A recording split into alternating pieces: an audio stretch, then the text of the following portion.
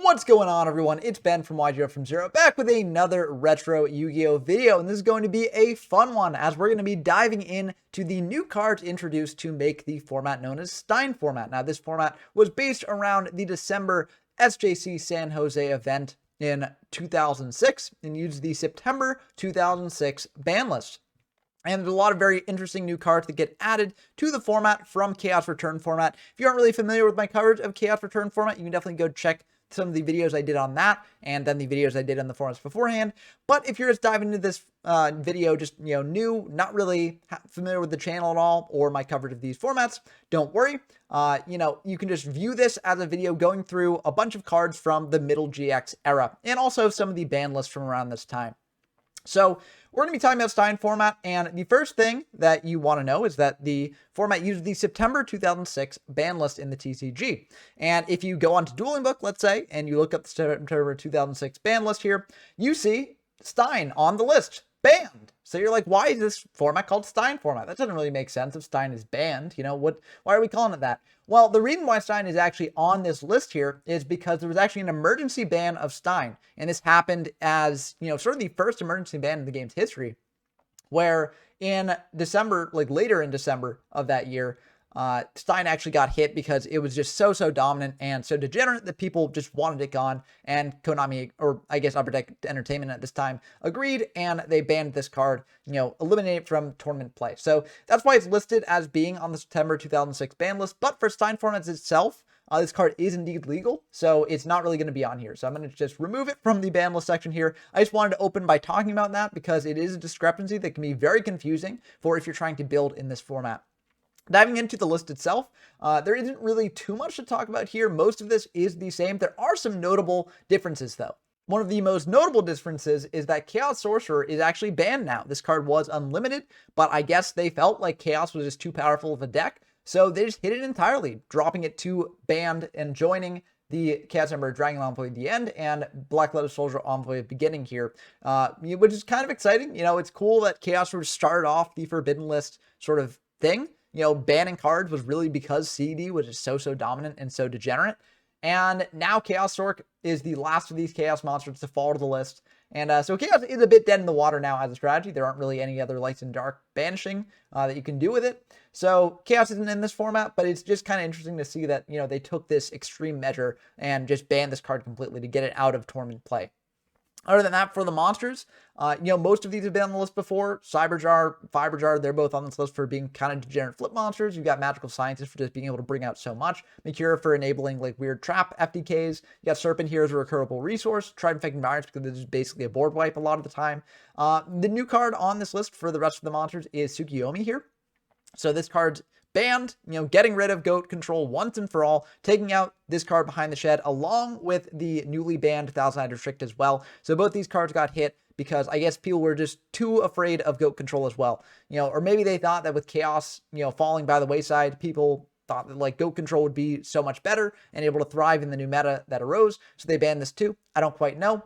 But either way, these cards are banned as well.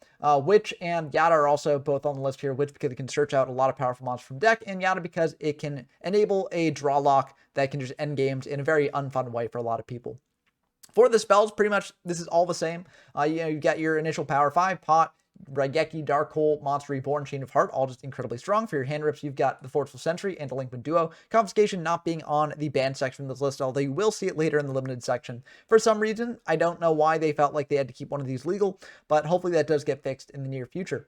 Harpies, Feather Dusters also on this list. Just being able to one-sidedly wipe away your opponent's entire back row is a little bit too strong. We got Mirage here because it just draws you deeper into your deck and cycles through a lot of things very quickly, which is not really healthy for the game. You got Painful Choice here because this can do crazy graveyard setups for a variety of different decks. Although with Chaos Band now, maybe this card would have been okay to come back, but they just did not want to open that can of worms. We got a Snatch Steal here to take control of the opponent's monster. This is actually the new spell card on the list in the Forbidden section.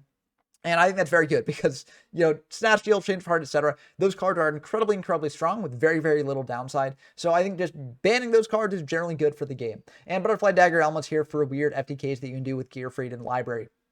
For the traps, this is all the same as it was last list. You've got exchange with the spirit in last turn for degenerate, like, FTK nonsense. Or I guess last turn isn't technically an FTK, but either way, these are sort of degenerate alt-win cons.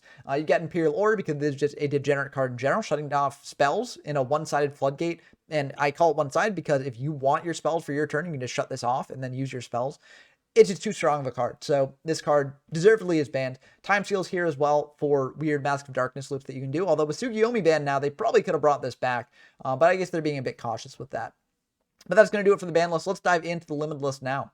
The limited list is also largely the same, not really too many major changes here. Of course, you've got the 5 pieces of Exodia, largely here for lore reasons. You've also got a bunch of powerful, just good level 4 monsters that you can play, like Breaker the Magical Warrior, DD Assailant, DD Warrior Lady, Injection Fairy Lily. You've also got, a bit smaller monsters that are just very, very powerful, like Sangan, able to search out things like Reaper, Treeborn Frog, Magician of Faith, newly limited on the list. This was limited before, then they semi-limited it, and now they're back to limiting it. They realized how strong this card can be. Being able to get back a spell is very, very good when spells are some of the most powerful cards in the game.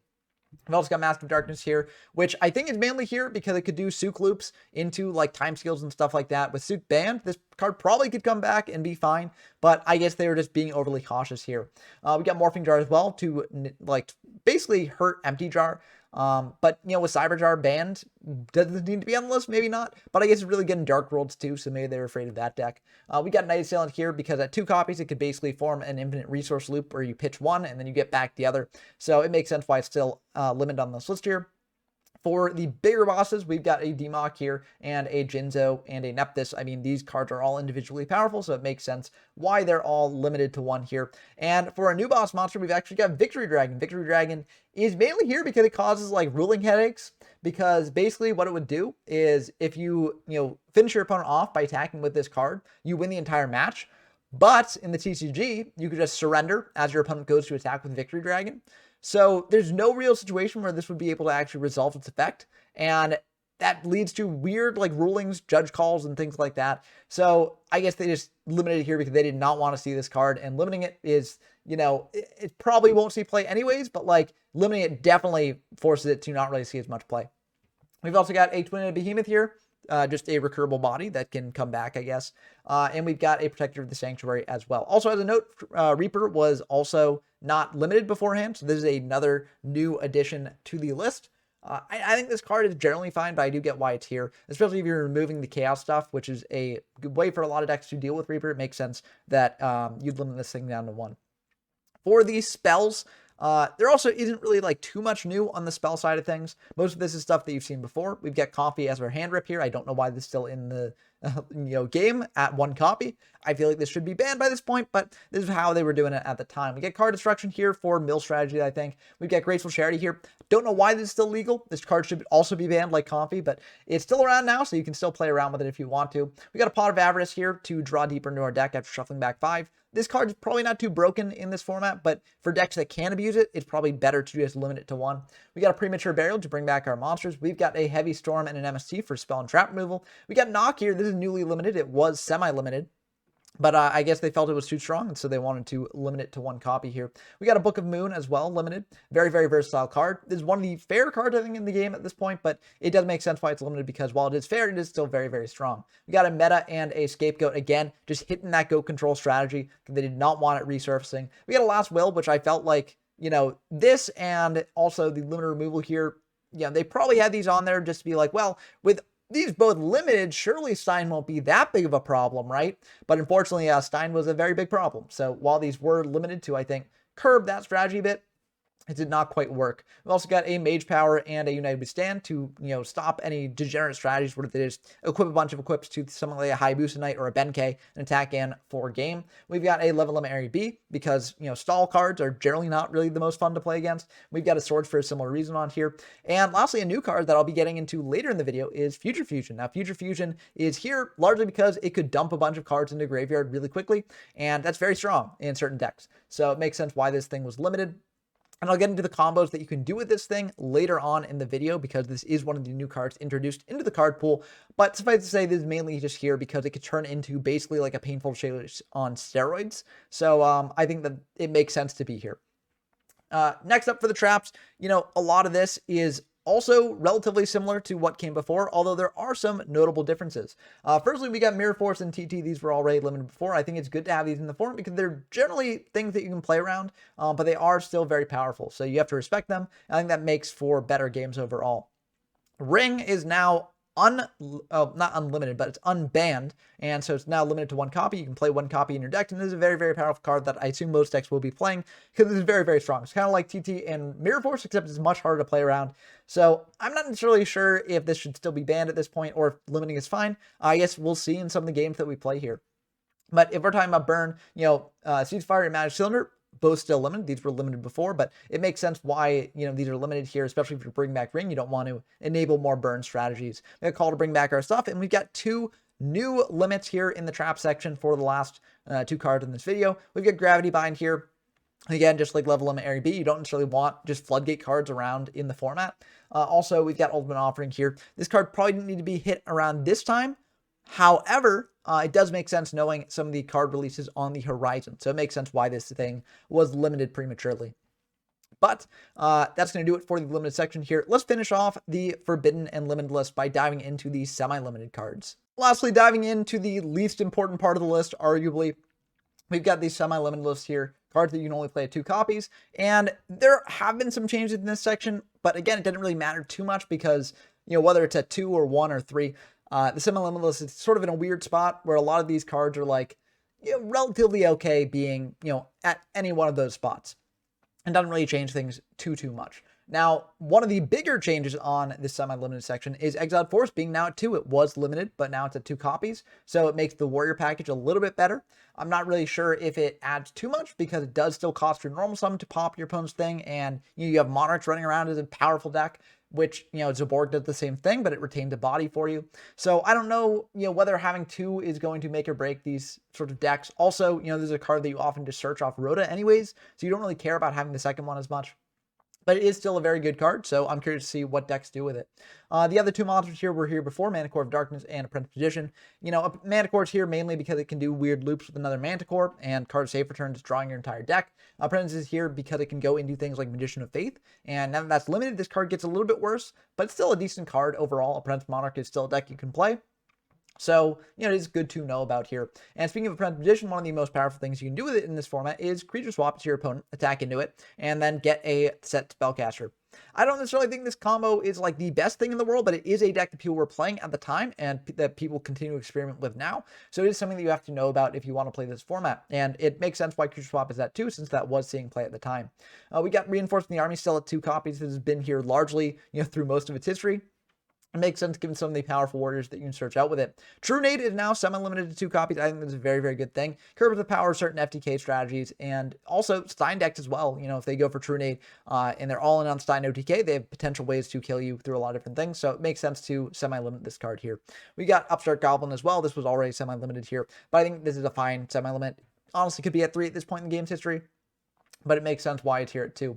For the traps, a lot of this is the same. We've got a deck devastation virus here at 2 from last format. I don't really think there are too many decks that can abuse this super well, especially given that there aren't too many decks that are super hurt by it. But it is something that is powerful in the right hands and against the right sort of deck, so it makes sense why it's here. Good Goblin Housekeeping's here largely just because at 3 it can do really weird things in certain decks, so it makes sense why it's semi-limited to 2. 2 cards that were limited and now are semi-limited are Reckless Greed and, Wall of Revealing Light wasn't limited, but it was off the list and now it's on the list at 2 copies. So, this makes sense. Again, just like with Gravity Bind getting hit, you don't want these floodgates sort of running around the game too much, so it makes sense why this was semi-limited here. And Reckless, this card's probably fine at 2. It wasn't really doing anything at 1, so I think 2 should be fine. There aren't really too many decks that can, super abuse it at this point. Before I move on to the new cards in the card pool, I want to mention quickly some cards that came off the list. So firstly, we've got this Reflect Bounder here. So Reflect Bounder was semi-limited before, and now it's off the list. So, they clearly realized that this card is not really that good. And also with Chaos being banned now out of the format entirely, this is a light target, but it doesn't really do anything as a light target now since Chaos is gone. So makes sense why this thing is at 3 now. Emergency Provisions, this card probably could have been taken off the list a while ago. It doesn't really do anything. I don't think too many decks play it. It was initially on here, I think, for Mirage Nightmare shenanigans, but now that's no longer a thing, so it makes sense why this thing is off. Lightning Vortex, this card was limited, and they're just completely unlimiting it. I don't exactly know why they did this. Yeah, I honestly don't really know why they did this. Maybe they felt like the meta was more leaning towards like decks that set a lot, and so Lightning Vortex doesn't really do anything against that. Maybe they felt like this was a good check against things like, Reason Gate Turbo. I don't know if that deck's really that good in this format or not. It hasn't really been good for a while. But I guess this is something that people can play around with as 3 copies now if they want to. And drop off is here. I think Time Seal should also join it in this section. But again, with Tsukiyomi gone, you can't really do the loops with it in Mask of Darkness that you would be able to otherwise, so it makes sense why this thing is now unlimited. But that's going to do it for the ban list section of the video. I'm excited to dive into the new cards, though, so let's dive into the new sets and explore exactly what they added to the game. The first new set added to the game was Power of the Duelist, and this was actually a milestone set for the game's history because this was the point where they moved from 3-letter set codes like Enemy of Justice being EOJ to 4-letter set codes like Power of the Duelist being POTD. May not sound like much, but I remember at the time it was a big deal to me. I was like, whoa, they upgraded from 3 to 4 letters. That's crazy. Unfortunately, the set itself is not really that crazy. There's a lot of cool stuff in this set, so I'm going to be discussing it and going over, what it means for set design in general in the GX era, and also, how it's tying into the anime and things like that.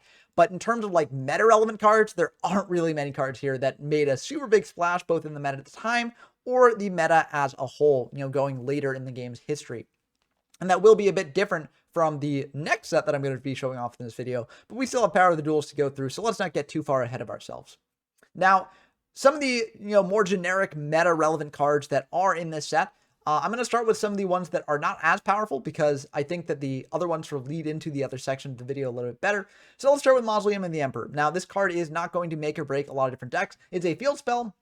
It says during the main phase, the turn player can activate these effects, pay 1,000 life points. Immediately after this effect resolve, normal summon 1 monster for your hand that requires 1 tribute without tributing, or pay 2,000 life points, and then immediately after this effect resolves, normal summon 1 monster from your hand that requires 2 tributes without tributing. And that counts as your 1 normal summoner set a turn. So basically this lets you cheat out big monsters from your hand, which is very nice for certain decks that want to just deal with bringing out big bodies and, getting in that way, right? It does cost a lot of life points, but this is a card that would see continual experimentation and play through a lot of the game's history. There are a lot of very interesting decks you can do with it. Maybe not in this format as much, as I think Monarchs are generally doing other things to fuel their setup to then tribute something out. But later when we get more interesting, bigger tribute monsters that you want to cheat out in some way, Mausoleum can be very nice for that. So a very, very cool card to see here. Now, if you do want just a 1 tribute monster added to this set that you could pair with Mausoleum, you could potentially play Bitelon. There's a level 6, 2400 attack, 1000 defense point monster that if this card attacks a defense position monster, inflict piercing damage to your opponent. Not really that good of a card. I think if you're going for a monster with the Monarch stat line, you want a Monarch instead because those are just generally better. Like if you think about it, Zaborg is just a better version of Bitelon because it pops your opponent's monster and then you can just attack directly as opposed to attacking through an opponent's monster in defense. But there are some applications for this, like if your opponent's sitting on a Reaper or a Treeborn Frog, you can potentially just keep getting in that damage even though that card against like a Zaborg would potentially just be sticking there for a while. But, this card is not really that meta relevant, and I don't really think it will be meta relevant after further experimentation. Getting into the really crazy cards of the set, the 2 cards that are the reason why you'd potentially want to play cards from this set, we got Future Fusion and we got Overload Fusion. Now, Future Fusion is the more important of these 2, in my opinion, because it pairs not only with this deck, but with some other decks that you can also play in the format. This is a continuous spell that actually was errated later in its history. So, the text you're seeing on DB here is not actually the accurate text. Basically what it is when you activate, you reveal 1 fusion monster in your extra deck. And then you can send the fusion materials for it from your main deck to the graveyard. And then basically in 2 turns, that monster will be able to come out during your standby phase and be on the field. But then if Future Fusion is destroyed before that happens, then the monster won't be summoned out. And if Fusion Fusion is destroyed when the monster is on the field, the monster will be destroyed as well. So, at first glance, that seems like, okay, well, there's just a way to, easily fusion summon here, but it will take a couple turns, so it might be a little bit slow. So I don't know if this card is actually good or not, but the true value in this card comes from the fact that you get to send those fusion materials directly to the graveyard. And that's very important when you have something like Chimeratech Overdragon. Chimeratech Overdragon is a big fusion monster. It's a machine. And it's got question mark attack, question mark defense. It's made with Cyber Dragon and one or more machine monsters. And this card must be fusion summoned. If this card is fusion summoned, send all of the cards you control to the graveyard. The original attack and defense of this card become equal to the number of fusion materials used for fusion summon times 800. This card can attack your opponent's monsters a number of times each battle phase up to the number of fusion materials used for its fusion summon. So you might look at this and be like, well, this doesn't really pair with Future Fusion well, because if you go for Chimeric Overdragon, then that will pop the Future Fusion, right? And then Future Fusion will destroy the Chimeric Overdragon. So, why am I talking about this in conjunction with Future Fusion? Well, the reason for this is when you activate Future Fusion, if you show Chimeric Overdragon, you can send Cyber Dragon and then as many machine monsters as you want from your deck to the graveyard. So you fill up your graveyard very, very, very quickly. And then you can use something like Overload Fusion to immediately go into Chimeric Overdragon. Overload Fusion is a spell card that says, fusion summon one dark machine monster from your extra deck by banishing fusion materials mentioned on it from your field or graveyard. So this means that if you activate Future Fusion, send basically every machine monster in your deck, and then go for Overload Fusion, you can get a really, really huge Chimeric Overdragon and potentially just end the game on the spot. That's why this combo is so powerful. That's why Future Fusion is limited here, because it doesn't just work with Chimeric Overdragon, it also works with some other fusion monsters in the format. And just the combo of being able to activate this, sending some fusion materials to grave, and either activating like Overload Fusion or potentially like Miracle Fusion if you're playing a hero deck, is just very, very good. And so this card is rightfully limited at this point in time, and it will eventually, I believe, get banned later in the game's history. But, these weren't the only fusion cards released in this set. They actually released one more other fusion card that is not nearly as broken as the others, but still kind of neat to talk about, and that's Vehicroid Connection Zone. This is a normal spell that says fusion summon one Vehicroid monster from your extra deck using monsters from your hand or field fusion materials, and if you do, it cannot be destroyed by card effects, and its effects cannot be negated. Now, the Vehicroid monster you're most likely going to be going into is this Super Vehicroid Jumbo Drill. I believe this is the only Vehicroid fusion monster at the time, so that's why you're the most likely to go into this, because there aren't really any other options at this point in time. This is a 3,000 attack point monster, 2,000 defense, made with Steamroid, Drillroid, and Submarinroid. It says the fusion summon of this card can only be conducted with the above fusion materials. During battle between this attacking card and defense monster whose defense is lower than the attack of this card, inflict the difference as battle damage to your opponent. So it has piercing on a 3k body that, if you bring it out with Vehicroid Connection Zone, means that it cannot be destroyed by card effects and its effects can't be negated. That is very, very, very good if you manage to pull it off. However, it should be clear that this card is not as good as something like Overload Fusion or Future Fusion. It requires a lot more resources just from your hand or field, which makes it inherently worse than the other two fusion spells shown here. But, it makes sense that we're diving into this now, because frankly, of the remaining cards in the set, this is one of the better ones. So the real gas of this set is like Future Fusion, Overload Fusion, maybe Mausoleum of the Emperor. Pretty much everything else in this set is not really good on a competitive meta level, right? However, it does lead to some very interesting rogue decks that you can play. So I will still be going through it card by card. If you want to just focus on all the meta cards in the format that have been added, then you can jump straight ahead to the Cyberdark Impact section of the video. But I think it's fun just to talk about this sort of thing now. So, you may have noticed that I mentioned Submarinroid on the Super Vehicroid Jumbo Drill, and that's because Submarinroid is a new monster in this set. Submarinroid is actually a pretty decent roid monster. It's water, level 4 machine, 800 attack, 1800 defense. It says this card can attack your opponent directly, but when it does so, using this effect, the battle damage inflicted to your opponent is the original attack of this card, so you can't do weird things like equipping it with a bunch of equip spells and then getting in for a ton of damage. And then at the end of the damage step, if this card battled, you can change this card to defense position. So that's a decent effect because you can summon it, get in for some chip damage, then switch to defense. And if your opponent doesn't have a monster that can get over it, then that's pretty good. So, it's not the best Cyber Dragons in the format. There are plenty of other monsters that can get over this thing. But, if you have like Messenger of Peace up or something like that, then that's effectively a wall. So it's kind of neat in that regard, and there are interesting things you can do with this. I think it's definitely one of the better roid monsters that have been introduced so far. Speaking of other roid monsters, we get some more as well. We got Ambulance Roid here, level 3 Earth Machine, 300 attack, 1200 defense. Says when a roid monster added from your graveyard to your hand, you can spell summon that monster. And you might be wondering, how's a roid monster getting added from my graveyard to the hand? And, the answer to that is Rescue Roid. This is a level 6, 1600 attack, 1800 defense machine monster. Fire says when a Roid monster you control is destroyed by battle and sent to the graveyard, you can return that monster to its owner's hand. So basically, if one of your Roids is destroyed by battle, you can add it back to hand with Rescue Roid, and then spell summon it out with Ambulance Roid. And you might be wondering, well, why can't I just combine these effects into one thing? Wouldn't it be much easier if I didn't need two monsters? Well, don't worry. the card designers were thinking of that, because if you fuse those two monsters together, you can get Ambulance Rescue Roid, the level 6 fire machine fusion monster, 2300 attack, in your defense. Says this monster cannot be spell summoned except by fusion summon. It's made with Rescue Roid and Ambulance Roid. It says once per turn, when a monster on your side of the field is destroyed by battle and sent to the graveyard, you can spell summon that monster in defense position. So this basically shortcuts the Ambulance Roid and Rescue Roid combo here, and it immediately goes to special summoning the monster in defense position. Now, the issue with this is that Ambulance Rescue Roid is a once per turn, whereas Ambulance Roid and Rescue Roid are not once per turn. So if you want to potentially use these multiple times per turn, like in the anime where Cyrus used this combo to actually win against Hasselberry, when he used Decoy Roid, which was a monster that basically, directs all your opponent's attacks to Decoy Roid. And so Hasselberry kept attacking the Decoy Roid, and then Ambulance Roid and Rescue Roid would keep bringing it back. And then Cyber Summon Blaster was a continuous trap that Cyrus had up. It says each time a machine monster is special summoned, while this card is already face up in your spell and trap zone, inflict 300 damage to your opponent. So, with that combo going through, basically, because Hasselberry had a monster that had to keep attacking over and over and over again, and Decoy Roid kept coming back, Cyrus was able to burn Hasselberry to death.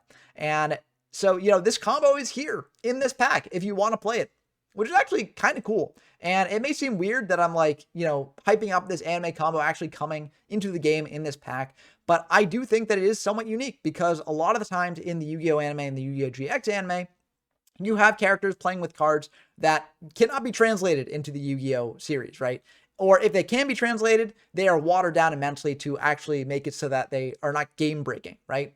However, in GX, you have now these people playing combos that, frankly, are not really that good, but they seem hype in the anime. And because they're not really that good, you can actually bring them into a set and package them to the consumer and have people actually play these cards. So, you can actually play the combo that Cyrus played here with these Roid monsters. Not really that good, but I do think it's marking sort of a shift in both how the anime designs its cards and also how the TCG actually markets those cards. So it's kind of interesting to see that sort of all come together there. Of course, these weren't the only Roid support cards added into the set. We've also got another trap here, Supercharged. This is a normal trap that says when your opponent declares an attack, while the only monsters you control are machine-type Roid monsters, draw 2 cards. And, I mean, that's honestly one of the better Roid support cards in the format, because drawing 2 cards is very powerful. It's basically Pot of Greed. You have to have all Roids to make it work, so that can be a bit awkward. But this, if you just have one Roid up, like let's say you have Submarine Roid up, then this basically turns into a Pot of Greed a lot of the time. So that can be very, very nice for you. We've also got Wonder Garage here. This is a really bad Roid support card. This says when this face down card is destroyed and sent to the graveyard, you can special summon 1 level 4 lower machine type Roid monster from your hand. So, I mean, that's really not good, because the level 4 lower machine type Roid monsters you're bringing out are not that good in general. And if your opponent is, sniping your back row, they're probably getting aggressive, and there aren't really any Roid monsters that are super, super defensive. Maybe you can use it to set up the Ambulance Rescue Roid combo. If, the previous turn you'd summoned out Rescue Roid, and then they summon out Mobius, and you special summon out Ambulance Roid, and you're like, okay, and I've got my Decoy Roid here, so that way when they attack into the Decoy Roid, I'll be able to bring it back, and I've got the lock online. But in general, this will not come up for you, and you'll just be sort of a dead card in your back row. But that's going to do it for the new Roid support cards. And, the Roid supports are not really that good. I will say there's not really much here for jank theorists to cook up. There are some things with Vehicroid Connection Zone, sure. But as a whole, this archetype is not really that good. Now, another archetype that isn't really that good right now, but I assume people will be able to cook a lot more with, is the Elemental Heroes, which did receive a new line of support. And a very interesting line of support, because it's actually pivoting the archetype away from the typical, okay, I've got this set amount of Elemental Heroes and I'm fusing them together through normal means, into a deck basically revolving around this big guy, Elemental Hero Neos. This is just a normal monster, warrior, 2500 attack, 2000 defense, and it says a new Elemental Hero has arrived from Neospace. When he initiates a contact fusion with a Neospatian, his unknown powers are released. And that may sound really cryptic on first glance, but it makes sense when you see some of the fusion monsters in this set. Firstly, we've got Elemental Hero Aqua Neos. This is a level 7 Water Warrior Fusion monster with 2500 attack, 2000 defense. It's made with Elemental Hero Neos and Neospatian Aqua Dolphin, which we'll get into in 1 second. And it says you must first be special summoned from your extra deck by shuffling the above cards you control into the deck. This is actually not made with a Polymerization or Miracle Fusion or any other typical form of fusion spell. This is just made by having Elemental Hero Neos and Neospatian Aqua Dolphin on field, shuffling them back into the deck and summoning this thing from your extra deck. It's a very, very unique mechanic at the time. We have seen similar things with the XYZ Dragon Cannon sort of stuff, where those can be special summoned from the extra deck by just banishing 2 of the materials from your field. But we now see it in the GX version and doing a bit different of a thing, right? Because you kind of get those resources back a little bit because they're back in your deck. They're no longer banished at a time when banishing, was basically just removing it from the game. But here, you've got some additional things you can do. Maybe you could draw into them later. Maybe you could search them out later as well. So it is kind of interesting that you can sort of, have this new mechanic for fusion summoning. So I like seeing them experiment with this sort of thing. But anyways, Aqua Dolphin, what it does, it says once per turn, you can discard 1 card, destroy 1 random card in your opponent's hand, and then once per turn during the end phase, return this card to the extra deck. So that is the downside of these Neos fusion monsters. Basically, they take a lot of resources to bring out, but then they only stick around for 1 turn, which does make some sense as, they don't really take much to bring out. However, I do think these cards probably could have been fine even if they stick around for a bit longer, because Neos is already a bit hard to bring out. It's a level 7 normal monster. So, unless you're using things like, Mausoleum of the Emperor, there aren't really too many ways to bring this out. There are some new additions added to this set, which I will get into a second. But, to use them, that also requires resources. So you're basically going through a lot of resources to bring out those fusion monsters.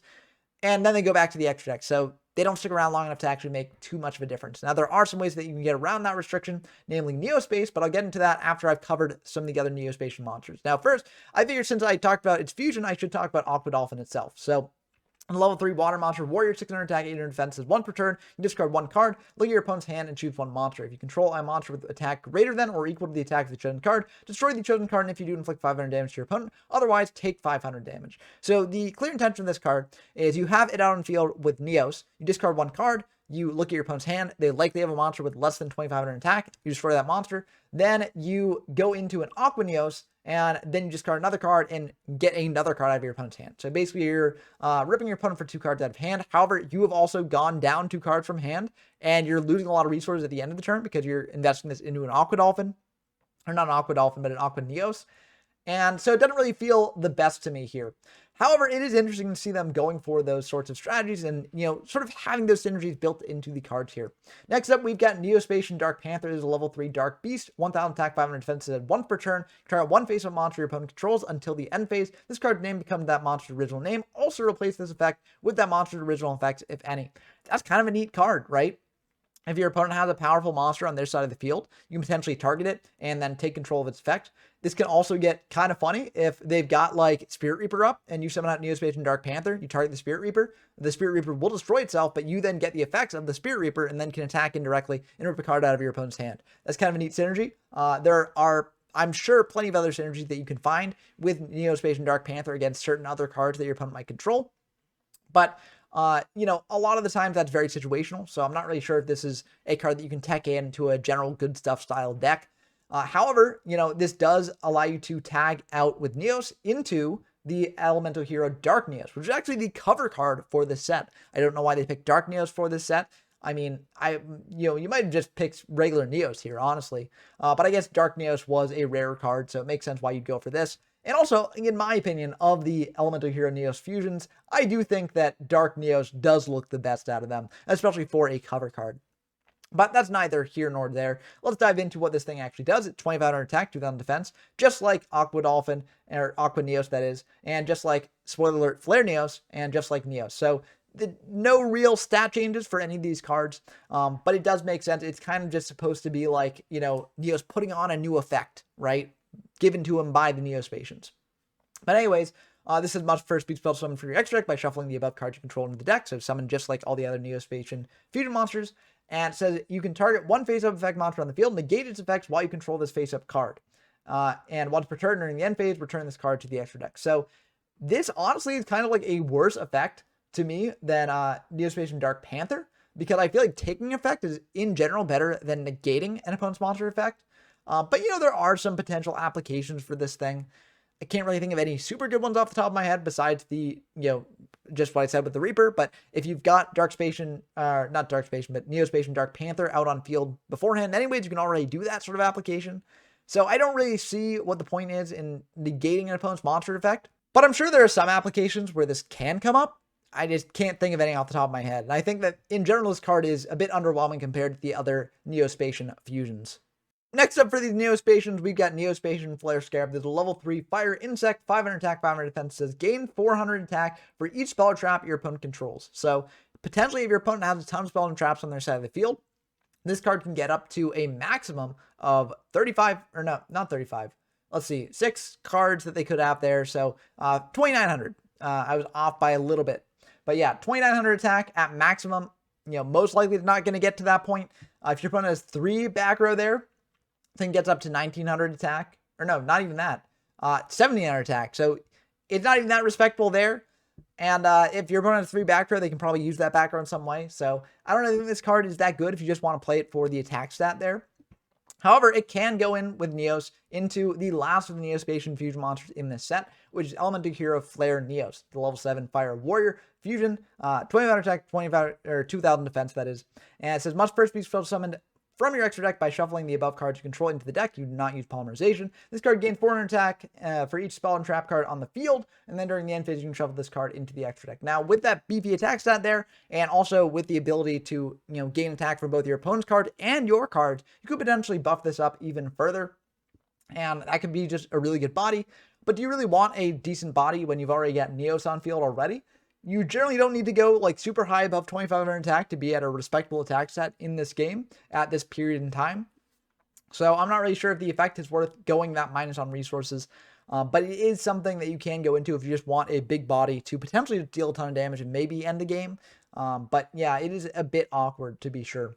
Now, I've been talking about how awkward these fusion monsters are for a while now, but as I mentioned earlier, there is a way you can potentially keep them around, and that's Neospace. There's a field spell that says Elemental Hero Neos, and all fusion monsters that mention Elemental Hero Neos as a fusion material gain 500 attack. Fusion monsters that mention Elemental Hero Neos as fusion material do not have to activate their effects during the end phase to shuffle them into the extra deck. So this is a way to keep your resources. Well, I mean, not purely keep your resources, because you've still gone 2 monsters in to 1 monster here.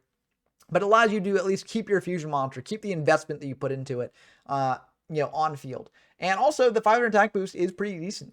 Buff these things up to 3,000 at base. Flare Neos goes even higher at that point. So I do think that, Neospace is a pretty decent inclusion if you're trying to build a Neospatian Elemental Hero Neos deck, which we will probably be showing off on the channel during our coverage of this format. But yeah, I think that without this card, the fusion monsters aren't really worth playing. And unfortunately, if you don't manage to find your way into this card, the deck as a whole really struggles. But if you do want to play this deck, this is sort of like your Hail Mary that you're trying to go for. And, maybe this card will be enough to give you a couple turns where you can take advantage of the fusion materials, or the fusion monsters, that is. But diving into some of the other support that the archetype really receives here, we've got Fake Hero, and this is a key piece in actually getting your fusion materials onto the field. This is a normal spell that says special summon 1 elemental hero monster from your hand. That monster cannot attack and returns to the hand during the end phase. So this means that, if you're trying to get Neos on field, this is probably the best way you can do it. You just special summon it out, and then you fusion material with one of these and go into a Neos fusion. If you get Neospace on field, then that remains on field too, so that's pretty decent. However, if you think about the resources that you're using for this, you're basically using 2 resources, Fake Hero and Neos, to bring out Neos, and then you're also using one of the Neospatians, so that's basically 3 resources total. So with this, I mean, if you consider it like in the lens of a normal fusion summon, right? With a normal fusion summon, you activate polymerization, a normal spell, and you take 2 fusion materials and you send them to the graveyard, right? So that's basically 3 resources to go into a fusion monster that sticks around for a while. With Fake Hero, you're doing the same thing. You're using this normal spell to basically go into your fusion materials and go into your fusion monster, but that monster doesn't stick around unless you have Neospace. So I think that, even with this, it doesn't really make the Neospatian fusions that much worth it, but it is something that you can do if you want to. Common Soul is another way to get fusion materials on board. The continuous spell that says select 1 face-up monster on the field to activate this card. Spell summon 1 Neospatian monster from your hand to the same side of the field as the selected monster. Selected monster gains attack equal to the attack of the monster that's spell summoned by this effect. When this card is removed from field, return the monster that's spell summoned by this card's effect to the hand. So, this is another way to just turbo out your fusion materials, although with the Neospatian monsters, you don't really need this card to bring them out. You can just summon them out. I guess if you want to just buff up your Elemental Hero Neos, most likely by 1,000 attack at max, that's something you can do, but there are probably better cards that you can use instead of this to do that. But still a very interesting way to bring out the fusion materials. Having both these is basically, I mean, I don't want to say full combo, because the combo doesn't really do much. And like whether you want to play these bricks is like, up to you. But it is something where if you activate Fake Hero first, bring out a Neos, then activate Common Soul, bring out a Neospatian, you immediately go into a Fusion Monster without using your normal summon. So that's kind of neat, I guess. But, if in case you're worried about being able to bring out these Neospatians even further, we've also got Chrysalis Dolphin. There's a level 2 water monster that says, by triggering this card, while Neospatian is on the field, special summon one Neospatian Aqua Dolphin from your hand or deck. This is if you want to go, like, super all in on the strategy, like, full jank there, you can play this. But, like, realistically, this card is not good. Like, I mean, I don't think you really need to play more than 3 Neospatian Aqua Dolphins. The only reason why you play this is if you are actually playing 3 Neospatian Aqua Dolphins, and you're like, it's not enough. I need more ways to get into Neospatian Aqua Dolphin. And I don't really think that that's good. So, it's kind of a neat card here, but like realistically, it's not really that good. Of course, if you're going into the Chrysalis Dolphin side of the strategy, there is a support spell for that. Don't ask me why. This is Contact, normal spell. So send all Chrysalis monsters you control to the graveyard and special summon one monster from your hand or deck. That's written in the card text of this card. Now, there's only one Chrysalis monster out at this point in the game. That is Dolphin. So realistically, you're just using this as a substitute for Neospace because you can only activate Dolphin's effect when Neospace is on field. So, by using this, you get around that and bring out the Dolphin directly that way. But, if you're doing that and you've got Neos on field and you're trying to go into your Fusion monster, now with Neospace not on field, it becomes not really as worth it because now you can't really, sort of go into the payoff for that, right? So I don't really think this is that good. I mean, I know I said, like, why is this here? But it was here because of the anime. And again, I do want to praise the designers of this set for, trying to tie things more closely to the anime and bring in the anime combos that, you'd be able to see there into the game itself if you want to play them. But unfortunately, in TCG, it's like kind of the opposite problem that, if they tried to adapt earlier cards would have. Where these cards are just way, way too weak. But that being said, there are still some other like decently strong anime support cards that came out in the set, namely being the Destiny Hero support that came out, because there are some cool new things you can do with the strategy now. Firstly, they got a new boss monster that's a lot better than Dreadmaster. Destiny Hero Dogma. It's a level 8 Dark Warrior monster, 3400 attack, 20 for defense. It says cannot be normal summoned or set. Must be special summoned from your hand by triggering 3 monsters, including at least 1 Destiny Hero monster. Once per turn, if you still control this face-up card during your opponent's next standby phase, after you special summon it this way, have your opponent's life points. And that can be pretty decent. However, the fact that it is on a delay and it happens during your opponent's standby phase after you special summon this is kind of bad. Because let's say you bring this thing out and want to make a huge aggressive push, you can do that, but then the halving damage that your opponent's going to take is not really going to be as much, right? So it's kind of weird because it disincentivizes you from actually going like super aggro the turn you summon this card. But like the payoff doesn't kill your opponent, just halves their life points. So it's in a really weird spot here. I'm not going to say that like it's nothing because any damage that you deal to your opponent is still damage, right? But I don't really think its effect is that good. 3400 attack, though, that can be pretty decent. Whether it's worth going through all those resources to actually bring it out is another thing. But I do think this is still a very, very cool card to have, at least for the deck, if they want to play it. Next up, we got Destiny Hero Dasher, level 6, 2100 attack point, 1000 defense, warrior monster. So once per turn, you contribute one other monster. This card gains 1000 attack until the end of the turn. If this card attacks, change its defense position at the end of the battle phase. Once while this card is in your graveyard, when you draw a monster during your draw phase, you can reveal it, special summon it. This card must be in the graveyard to activate and to resolve this effect. This card is actually really, really cool. I like it a lot. It does a lot of different things. One, it's sort of like Goblin Attack Force effect, where it switches to defense. That's not really as good as the other effects, but it is something to keep in mind, and it can come up in certain games. But unlike Goblin Attack Force, you can actually switch it back to attack on your following turn. So you don't need to wait a turn after that, right? So that's kind of nice. You can also gain attack on it, which is kind of nice. Bring it up to 3100, which is like a pretty beefy attacker, right? If you need to get over pretty much anything your opponent has, this card can do it. And lastly, if it is in your graveyard, like let's say it switches to defense and your opponent attacks over it, you then get to use it to bring out another of your big guys later. If you draw into another Dasher, let's say, you get to bring out another Dasher, and that can be very, very cool. So I like this card a lot. I think it's really, really cool for the strategy. I think it's probably going to be the sort of like Destiny Hero boss monster that they play over something like Dogma. But I guess you could just play both. It's just kind of like Dogma doesn't really synergize as well with Dasher because you can't bring out Dogma itself. But you could bring out another material to tribute off of Dogma. So I do think that this is a really cool card for the deck, and I'm curious to see what people cook up with it. But this one, the only sort of level 6 tribute monster that Destiny Hero got in this set.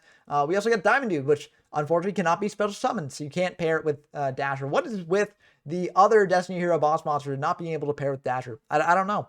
But anyways, this is a level 6, 1000 attack, 1000 defense point warrior monster. It says cannot be special summoned. This card can attack twice during each battle phase. During your standby phase, if this card was destroyed since your last standby phase, you can special summon 2 double dude tokens. This card must be in your graveyard to activate and resolve this effect. I personally don't think it's that good. It's only got 1000 attack, so like, you know, even if you're attacking twice directly, it's only 2000 damage. Cyberdark is better than that. And also the effect to get tokens, while it can contribute to the Dogma push, which you can do later, right? Because you contribute those tokens as well. I don't really think it's worth playing this and Dogma in the same deck. That just seems like Brick City, especially since neither of these monsters can actually be special summoned. So you can't even bring them out off something like Dasher. So I don't really think this card is that good, but it is really, really cool in terms of like flavor. I like the whole Jekyll and Hyde sort of thing going on, but I don't really think it is worth playing in most of these decks. Of course, the strategy also got some level 4 or lower monsters. First of them being Destiny Hero Defender. This is a level 4 warrior, 100 attack, 2700 defense. That's actually the highest defense position on a level 4 or lower monster, I believe, up to this point in the game. So during each of your opponent's standby phases, your opponent draws 1 card. This card must be in defense position to activate and resolve this effect. So it is a really good defender, but also it draws your opponent more cards. Now, you could play this in a potential mill strategy where you're trying to mill your opponent out, and it's like, okay, this basically accelerates that clock because every turn they draw 2 cards instead of 1. But by drawing more cards, your opponent's more likely to draw things that can out your board or out this monster. So realistically, I don't really think this card is that good.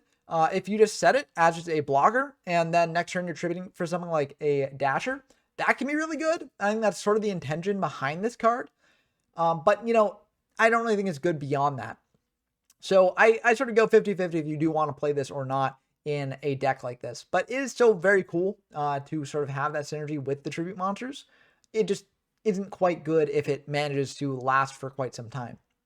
Next up, we got Destiny Hero Blade Master, the level 3 warrior monster. 300 attack, 600 defenses during your opponent's battle phase. Quick effect, you discard this card. All Destiny Hero monsters you control gain 800 attack until the end of the turn. That's a pretty cool battle trick. You know, if you've got a Destiny Hero monster in attack and your opponent attacks into it, you can pitch this and it boosts the attack by 800. So that is not nothing. And, you know, it can catch your opponent by surprise and be pretty decent with that. However, a lot of the Destiny Hero monsters are pretty weak. So the 800 attack boost won't really do too much overall. But, you know, it can come up in certain situations. So it's something that you might want to play. And also, if you have more than one of this, you can boost it up by more than 800 attack. So that's kind of nice. Lastly, we have probably the most important of these new level 4 Destiny Hero monsters, which is Destiny Hero Fearmonger. The level 4 warrior, 1000 attack, 1000 defense. So during your standby phase, if this card is in your graveyard because it's destroyed by battle and sent there since your last standby phase, target 1 Destiny Hero monster in your graveyard except for Destiny Hero Fearmonger and special summon that target. Now, as a note, you know, it doesn't have to be a level 4 or lower Destiny Hero monster. It can be any Destiny Hero monster. That includes something like Destiny Hero Dasher. So you can use this to sort of recycle your bigger Destiny heroes, and that can be very, very good. So I like this card a lot. I think the Destiny Hero deck should definitely be playing this one. And at the worst case scenario, even if you're not bringing out a big tribute monster, you can bring out a material that can then fuel a tribute summon on your turn. So I think that that's pretty good. Now, I mentioned that the Destiny Hero monsters are generally pretty weak in terms of attack, in terms of the lower level ones, but they got Dark City here, which can sort of alleviate that a little bit. There's a field spell that says if a Destiny Hero monster attacks a monster with higher attack, the attack monster gains 1000 attack during the damage calculation only. So this is basically Destiny Hero's version of Skyscraper. And as that, it sort of just is what it is, right? It's Skyscraper, right? I don't think that necessarily Destiny Hero decks will be playing this entirely because, again, you know, the monsters are all generally pretty weak. Even 1000 attack didn't necessarily buff them up to the point where they can stand up to some of the other threats in the format. But it's still kind of cool to see them get this card. And, you know, maybe, you know, with Fearmongers, I guess, or Diamond Dudes or things like that, if you just max out on those, maybe it's worth playing Dark City. But I think in general, Dark City is not really worth playing here. Next up, we got D-Spirit. D-Spirit's a normal spell that says, special summon 1 level 4 or lower Destiny Hero monster from your hand. You must not control any Destiny Hero monsters to activate and resolve this effect. Now, some neat things about this card. It doesn't say that you must not control no monsters. It says you must not control any Destiny Hero monsters. So if you're playing like a warrior package in addition to this, and you already have a decent sized field, use D-Spirit, special summon out a monster, and basically get that free special summon. And this can also be used in conjunction with something like Destiny Hero Dogma, right? Because that could be your third monster that you need for Dogma, but your 1 Destiny Hero that you need for Dogma as well. Because all the monsters that you tribute for Dogma don't need to be Destiny Hero, just at least 1. So that's kind of a nice synergy there. Also, if you do control no monsters at all, it does get you a tribute fodder out on field for someone like Dasher. So that's kind of nice too. So I do think this card is kind of neat in theory. I think in practice, it's not really worth playing an additional card that just special summons a relatively weak monster to your side of the field. But it is kind of cool that, you know, they get this thing that synergizes a bit well with a lot of the other cards in the archetype there. Next up, we got Cyclone Blade. This is an equip spell that says equip only to a Destiny Hero monster. At the end of the damage step, if the equipped monster attacked, target one spell trap card on the field, destroy that target.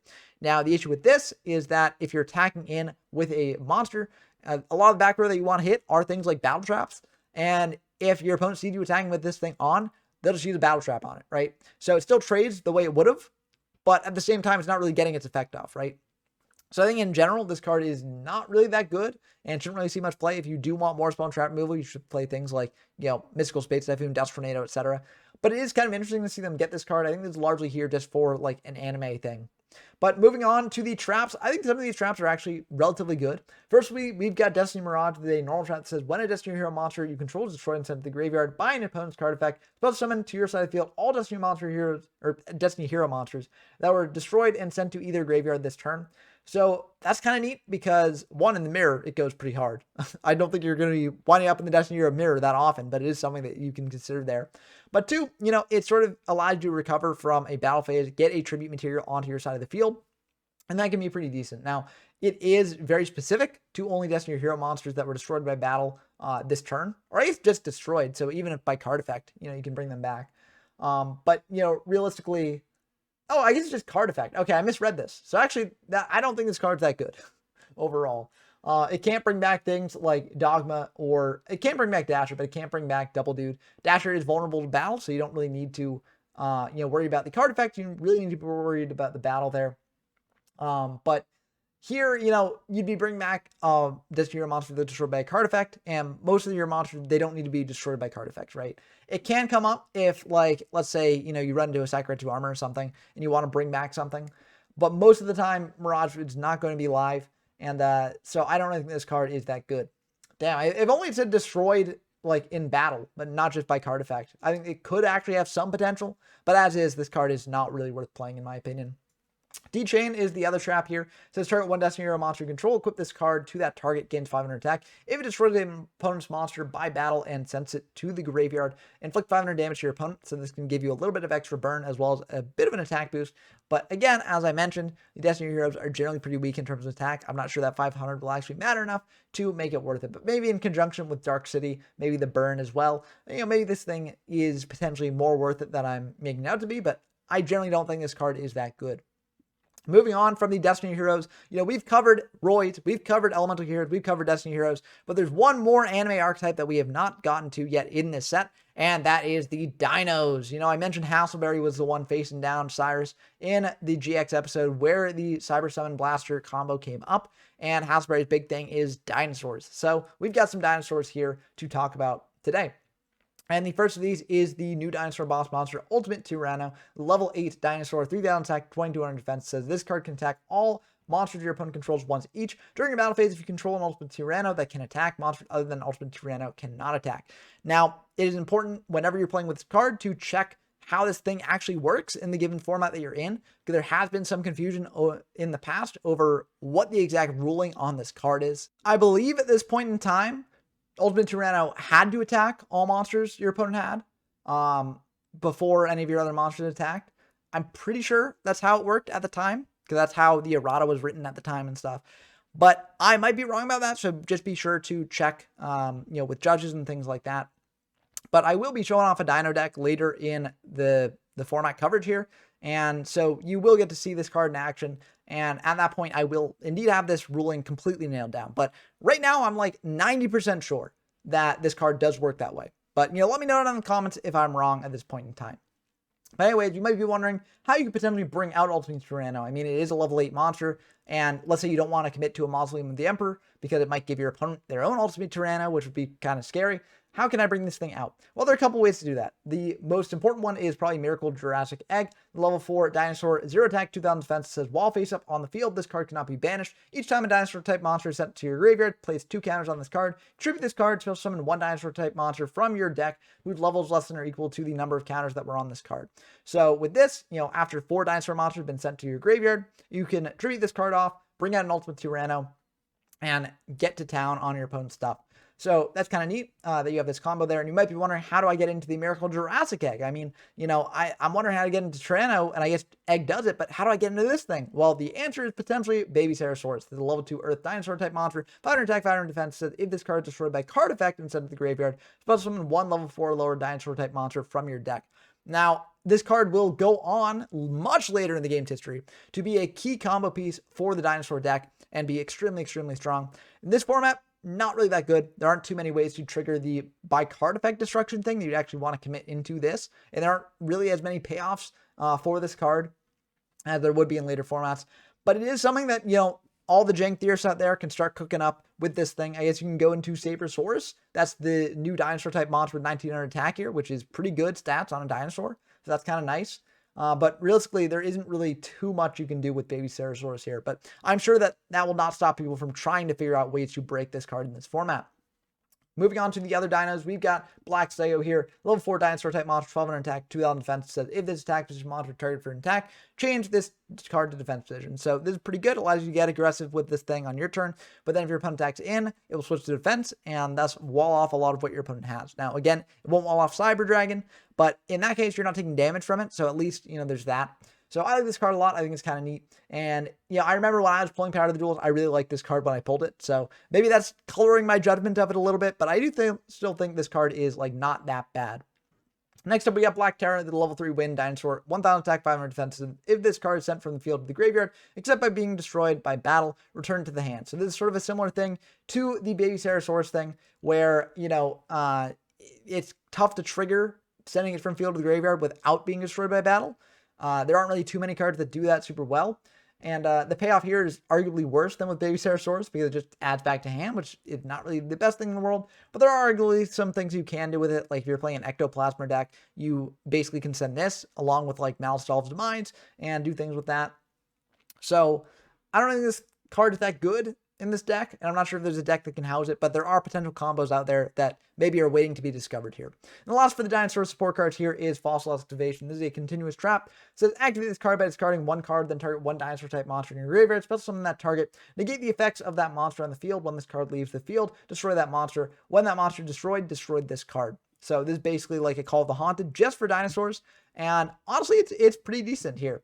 You can also use it to actually, proc the Baby Ceratosaurus or the Black Terra here. If you have those in the graveyard already and your opponent activates spawn trap removal on this thing, you can chain this card and then bring out one of these. And since these both trigger in graveyard, Fossil Excavation will actually not negate its effect there, and so you will be able to, bring out a card in the case of Baby Ceratosaurus, or add the Terra back to your hand in case of that. However, you are discarding a card to do that, so, whether the value is there is another question, but most of the time you're just bringing out, Ultimate Tyranno or something off this thing, just a big dino guy to beat down your opponent with this.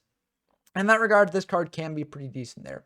But that's going to do it for the dinosaur support. Now, I've been talking a lot about anime exclusive archetypes here, but there were some new archetypes introduced that weren't actually from the anime, and that's pretty exciting here. The main one from this set is aliens, and aliens are really, really cool. I like the strategy a lot. I don't think it's that good in this format, but it is something fun to experiment with, and you'll see that they also get some more support in Cyberdark Impact as well.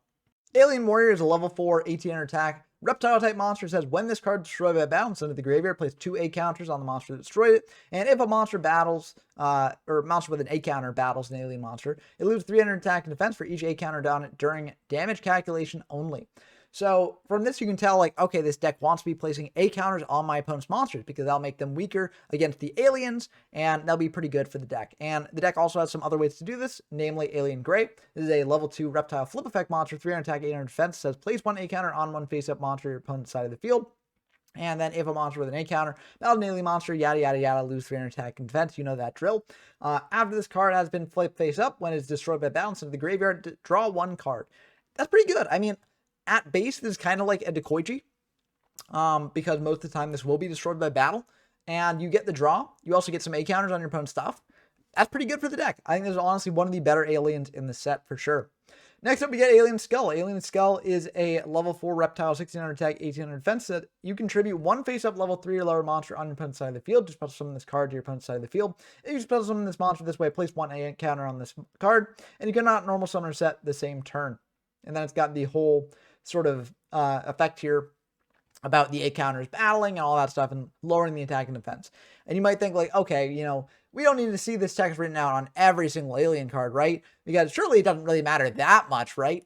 And the answer is no, it actually matters a lot because the next card here is Alien Hunter. And that's a 1600 attack, 800 defense, reptile monster, level 4 water. So if this card destroys a monster with an A counter by battle, it can attack once again in a row. And you might be like, oh, finally, they don't have that clunky sort of like A counter explanation text on this thing. So I'm happy about that. But in actuality, because this card does not have that text explaining what the A counters do, you actually don't get that attack debuff when this thing is the only alien on your side of the field. You need to have aliens that actually have the effect on it that says if a monster with an A counter battles an alien monster, yada, yada, yada, to actually get that attack deduction. Which is just wild card design. I don't know why they did this specifically for Hunter. Maybe they're like, oh, it's too strong if Hunter has that card on its own. But like, it is just such a bizarre decision for a deck that's already kind of struggling. And it doesn't need that weird also extra effect from this.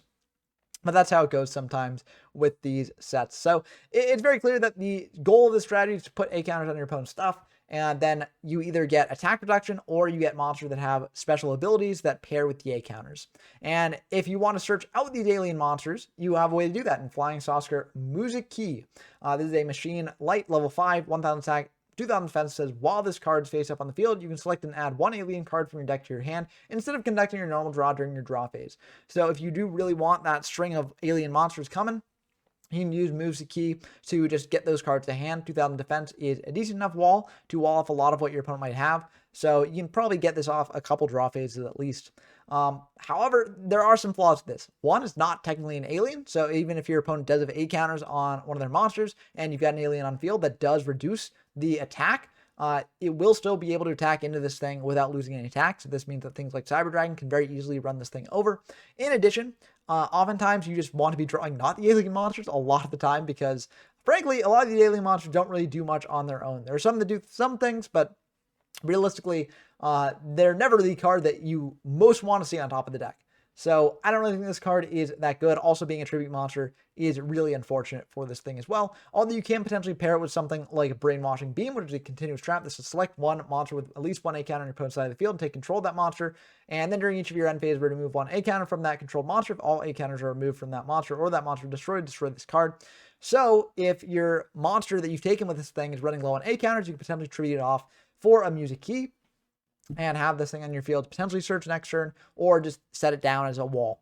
Now that being said, I think there are better tribute monsters you can be playing in this deck, namely Alien Mother and Cosmic Horror Gangiel. I'll go over Alien Mother first. The level 6 reptile, 2300 attack, 1500 defense. Says if this monster, or if this card destroys a monster with an A counter by battle, send it to the graveyard. Spell summon the destroyed monster to your side of the field at the end of the battle phase. When this card is removed from the field, all monsters that were special summoned by this card's effect are destroyed. So basically, you get to take control of your opponent's monsters and basically a pseudo Goyo Guardian, if you're familiar with that card from later in the game's history. And that can be pretty decent, you know? I don't really think it's the best thing in the world, especially since it doesn't have the A counter effect on it. But I do think that it's still kind of cool, and you can do some really interesting combos with it, especially if you also have Cosmic Horror Gangiel. Now, this is a level 7 monster, so it would normally take 2 tributes, but it says if you're tributing a monster on your own side of the field that is owned by your opponent, this card can be normal summoned with 1 tribute. And that's 2600 attack, so a 1 tribute 2600 attacker is pretty decent in this format. And it says 1 per turn, you can place 1 A counter on a monster on your opponent's side of the field. And then it has the text that says if a monster with an A counter battles an alien, yada, yada, yada, right? This is not an alien itself, but it does pair well with your other aliens. For instance, if you attack something with Alien Mother and then tribute for a Gangiel, and then keep putting A counters on your opponent's stuff, and then keep taking them with Alien Mother. You can also just use Brainwashing Beam to set up the Gangiel as well. So I think Gangiel at this point is probably the best thing the deck can do because it just pairs so well with so many of the other cards in this deck. And, you know, its condition, while a little bit hard to pull off, you know, is not the hardest thing to pull off for this deck to do, especially if you're maxing out on Brainwashing Beam. Snatch Steal being banned does hurt this deck quite a bit though. But it's still cool to see, what you could potentially cook up with this deck. And I definitely will be cooking up some stuff with it. They do have 2 more support traps, namely Orbital Bombardment and Crop Circles. These are both pretty bad. Orbital Bombardment is a trap card that says send 1 alien monster from your side of the field to the graveyard to activate this card. Destroy 1 spell or trap card on the field. There are weird cases where this can come up, like if you flipped up an alien gray and you placed the counter and you're like, well, this thing's too weak, I don't want an attack. Maybe you contribute for a bombardment, or let's say your opponent is just using card effects to remove your stuff. You contribute for the bombardment and basically make it a 2-for-2 trade there. But I think in general, the effect is just not worth the cost there. Crop Circles is another very, very weird trap card. It says send any number of monsters from your side of the field to the graveyard to activate this card. Select from your deck 1 alien monster level is equal to the total levels of the sent monsters and spell summon it. If you fail to find a monster spell summon, you take 2,000 damage. So right off the bat, the last part of this card is kind of wild, because a good player with this card would never be using it when they've got no aliens left in their deck. Maybe they have a lapse of memory or something like that. But realistically, you'd never be doing that. And also, if you don't have any aliens to bring out, like, you're already getting punished because you've sent some of your aliens from field to grave, right? So you don't have the monsters anymore, and you're taking 2,000 on top of that. That just seems like rubbing salt in the wound. And again, this is a deck that, like, is already, like, hard to pilot, hard to build and stuff. So I don't get why this card is such a strict downside to it. If you make a misplay with it. So I don't get that, first of all. But second of all, if you actually do want to use the effect, I don't really think it's even that good. I mean, the best case scenario, I think, would be like to trade something like Hunter, which is not really that good of a card, for something like an Alien Warrior, maybe. Or maybe like you do like summon an Alien Skull, take control of the Brainwashing Beam, Crop Circles out like a Warrior or a Hunter or something else that can actually stick around on your side of the field. But I think this is just like going too all in on that combo. And I don't really think it's that good in general. There are situations where you've got a gray on field and like a level 4 and you go directly into Mother. That's kind of nice. But I think for the most part, this card is not really that good. But that's going to do it for the alien support. Now, there was some support for other archetypes and strategies that have been introduced in the past. Synthetic Seraphim is for counter fairies with the continuous trap that says each time a counter trap is activated immediately after it resolves, special summon 1 Synthetic Seraphim token, which is a fairy, light, level 1, attack 300, defense 300. So that can pair with the counter fairy deck a little bit, can maybe enable them to play something like Horn of Heaven, which is a counter trap that can stop an opponent's summon by tributing one of your own monsters. So that's something. However, I don't really think that's that good. And also, if you're trying to set up for your Horn of Heaven before you've actually set up your token to Seraphim, it's not really that good there either. So I don't think this card is worth playing in counter fairies. But it's kind of interesting to see them trying to explicitly print some support for that strategy there. Also, Burn got a couple new tools. Not really the best ones for Burn at this time period. Paths of Destiny is a card that we'll see a lot of play later when Nurse Burn becomes more of a thing. But it basically a normal trap that says both players toss a coin once. If a player's result is heads, they gain 2,000 life points. And if the result is tails, they take 2,000 life points. So, it's awkward in a Burn deck at this period in time, unless you're already playing Bad Reaction Smoji, which, will turn it to 2,000 damage either way. It could either be really good for your deck because you're dealing a free 2,000, or really bad for your deck because you're giving your opponent back 2,000 life points and making it that much harder for you to burn them to death. In addition, you could be taking 2,000 damage as well, which as a Burn player who's desperately trying to burn out their opponent before they themselves die, it's not really that good if you do take that 2,000 damage there.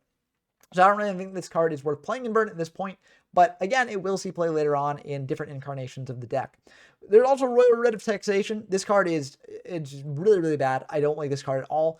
It is very funny though. So to activate only during your opponent's standby phase, select one random card from your opponent's hand and look at it. Unless a selected card or a card with the same name is normal summoned or activated by the end of your next turn, inflict 1,000 damage to your opponent. If the selected card or a card with the same name is normal summoned or activated by the end of your next turn, take 1,000 damage.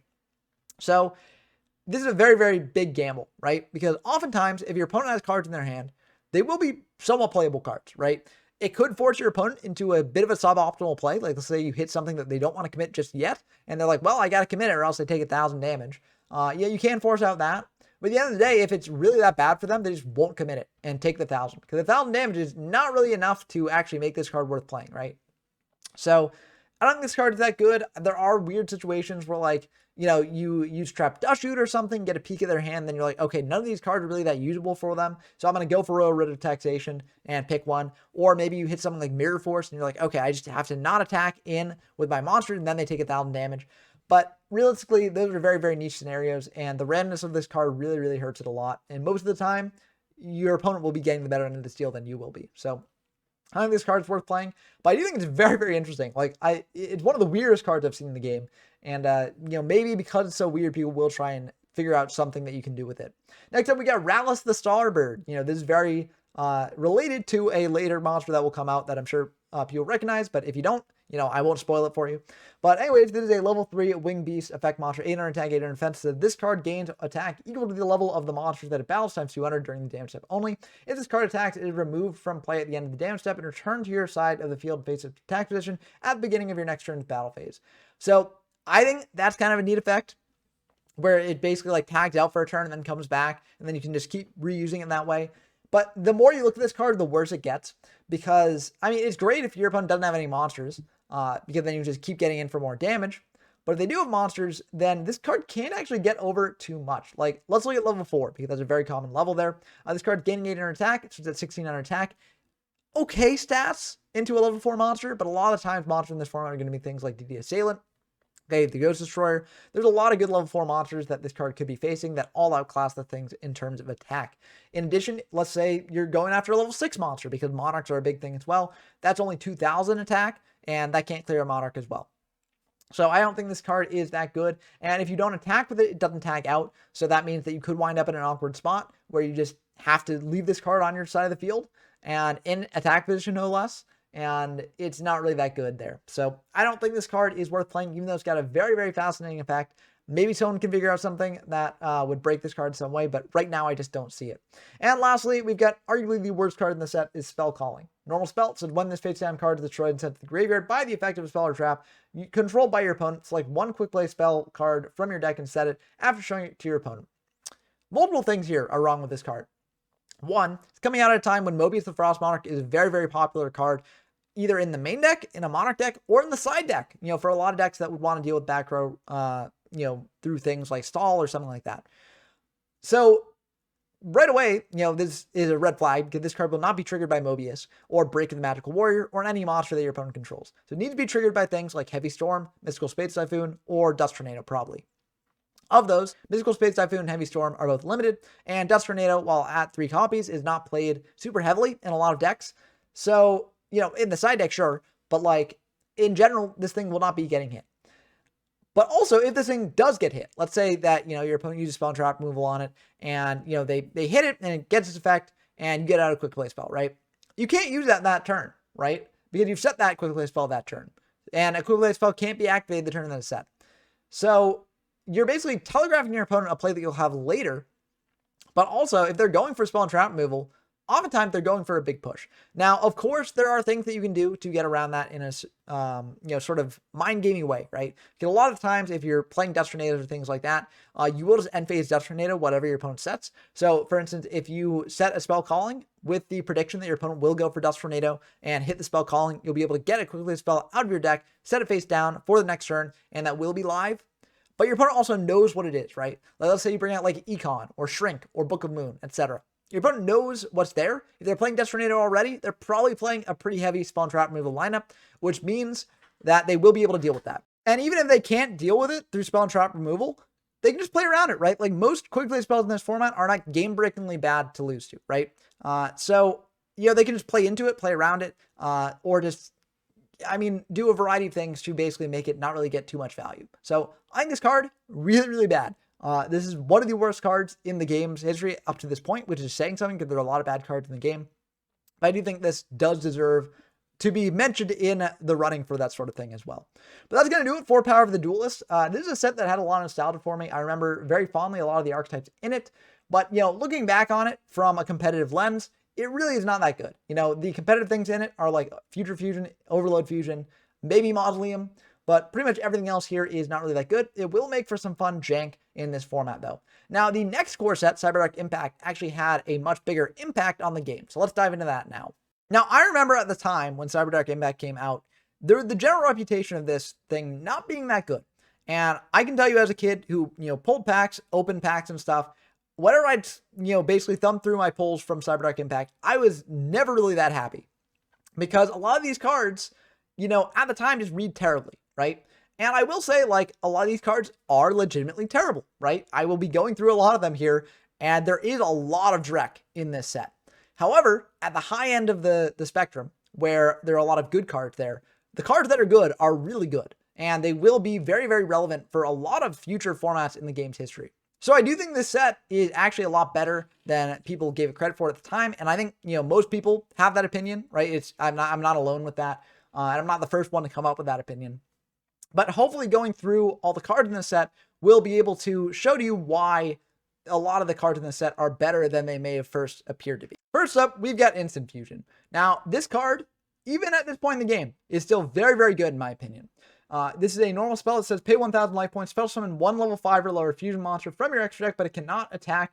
Also destroyed during the end phase. This is treated as a fusion summon. You can only activate one instant fusion per turn. Now, why is that good? Well, the reason why it's good, just like, let's look on a base level, right? You're basically special summoning out a monster for free, and that can be used for like tribute fodder for like a monarch or something like that. Or just, any number of things. And especially as the game goes on later into its history, like when you get synchro monsters, Xyz monsters, etc., then there's a lot more things that you could use that monster for. But right now, a tribute fodder, that's still pretty decent. Now, unfortunately, with Thalassand Restrict being banned, you can't like go into that and then suck up an opponent's monster and then get super high value off this thing. However, since the monsters summoned with this thing are treated as being fusion summoned, you can actually be able to bring them back from the graveyard later on. And once they're brought back from the graveyard, they will not have the condition where they can't attack directly, right? So if you want to set up fusion monsters in graveyard that actually can be summoned back, this card is a good way to do it. And that also is pretty useful in this format. Of course, you've only got Premature Burial and Call of the Hun to bring those things back, unless you want to get into some of the really jank options later on in this set. But, I mean, that can still be good enough to be able to bring that back later and get some value off of it. So I think this card is really, really good. I'm curious to see how it will affect this format. I think a lot of Monarchs decks will be playing this because it seems really good to me in Monarchs. And of course, as time goes on, this card will just get better and better and better. But we're still in the present moment, so let's go through some of the other cards here. Snipe Hunter, really, really good card in this set as well. Level 4, 1500 attack, 600 defense. Fiend, Dark, it says you can discard one card, then target one card on the field, roll a 6-sided die, and destroy that target unless you roll a 1 or a 6. So at first glance, this might seem not really that good because it does have that element of randomness. You're pitching a card to use the effect every time you use it, and you could just whiff, right? However, this card is actually really good because, one, it's graveyard setup. If you've got cards to send to graveyard that you were fine pitching in graveyard, then basically that effect to discard is kind of free. And since you can use it multiple times per turn, if you've got a particular graveyard setup you want to go for, then you can set up that graveyard in that particular way. Now, of course, with Chaos Monsters not being legal in this format, there aren't really too many ways you can go with that. But if you're playing something like a Light Banish deck, playing Freeds or maybe Soul Purian Light, etc., you can use this to set up the grave pretty easily that way. Or if you're playing a hero deck, you can set up certain fusion materials in grave for then your Miracle Fusions. Or if you're playing the sort of Chimera Tech Overdragon deck, you can also use this to do that and also clear the way for a big Chimera Tech Overdragon. So this card is very good in terms of graveyard setup. Also, even if it's only a 2/3 chance of hitting. 2/3 chance does come up a fair amount of the time, right? So oftentimes through your pitching process to set up your graveyard, you also are somewhat likely to be able to pop your opponent's stuff. And also as a comeback mechanic, if you draw this card and you've got one other card in hand and your opponent's in a really good position, but it is a relatively simplified game state, potentially use this card, pitch a card, and pop whatever your opponent has. Sure, there's luck based in that, and you might not be able to win the game if you miss. But if you hit, you might be able to win a game that would otherwise be unwinnable. So I think this card is very, very good, and I expect to see play in a lot of different decks here. Next up, we got the Vanity's Monster, Vanity's Fiend, and Vanity's Ruler. These cards, again, are much more powerful later on in the game's history when spell summoning becomes more and more common. But even in this format, they're pretty good. Vanity's Fiend is a level 6, 2400 attack, 1200 monster. It says it cannot be spell summoned. Neither player can spell summon monsters. So against Monarch decks, this stops Treeborn from coming out. So it's really good in the mirror, in my opinion. And against recruiter-based decks, stops the recruiters from recruiting. So that's very good in my opinion as well. So I think this card is very, very good here. And probably will see play in a variety of different decks. We also got Vanity's Ruler. There's a level 8 light fairy monster, 2500 attack, 1600 defense. It says it cannot be special summoned. Your opponent cannot special summon monsters. So if you manage to bring this out, it's basically a one-sided floodgate, whereas Fiend is a two-sided floodgate, right? Now, if you're playing a deck supporting these, you're probably not playing too many special summon monsters, but it is good to know if you do want to just play this and not the Ruler, you can potentially, or not the Fiend that is, you can potentially bring this thing out. Maybe using something like Mausoleum of the Emperor, which we talked about in Power of the Duelist. So moving on from the Vanity's Monster, we've also got Black Horn of Heaven here. And Black Horn of Heaven is another way to stop Special Summon. There's a lot of anti-Special Summon hate in this format. It's also a counter trap, so paired with Counter Fairies quite well. This is a counter trap that says when your opponent would Special Summon exactly one monster, negate the Special Summon, and if you do, destroy it. Now, it's a relatively limited effect that it only does inherent summons here. So, you know, for instance, if your opponent's Special Summon does Cyber Dragon, that's what this would stop, right? It wouldn't necessarily stop other summons like that. However, this card, again, you know, will get better in later formats when things like Synchro Summoning, Exceed Summoning, etc. Get a lot better. I believe you can also use this to stop a Contact Fusion of a Neo-Spatian Fusion. I think. Don't quote me on that, but I'm pretty sure you can do that, which just makes those decks even worse. But you know, it's kind of funny that you can use that there. But I do think this card is pretty good here too, you know, against certain decks. So it is something that you can potentially play if you want to. But I do think here it's a lot more niche. Probably won't see play in every deck, but it is something that you can play in a select few. Also, you know, continuing the anti-Special Summon hate, we've got the Barrier Statues. Barrier Statue for the Abyss, Statue for the Drought, Heavens, Inferno, Stormwind, and Torrent. All these Barrier Statues have the same stats, 1000 attack, 1000 defense. They are a bunch of different types. Types don't really matter here that much at this point in the game. What matters is their effect. So basically, they say that neither player can Special Summon monsters except for whatever attribute they are. So Abyss says dark, you know, Earth says earth, you know, light says light. Basically, look at the attribute, and that locks the opponent and you from Special Summoning anything that is not these attributes. And at this point in the game, you know, not really that good. You know, 1000 attack on a monster, 1000 defense on a monster, very, very weak. And also, at this point in the game, normal summons are a lot more powerful than special summons in general. There aren't really too many like turbo special summon decks. So these cards don't really do much here. But, you know, later on in the game's history, again, I keep saying this, but it is true. Later on in the game's history, these things become a lot more powerful, especially when you have ways to protect them, and formats become a lot more special summon reliant. So definitely cards to keep an eye on here.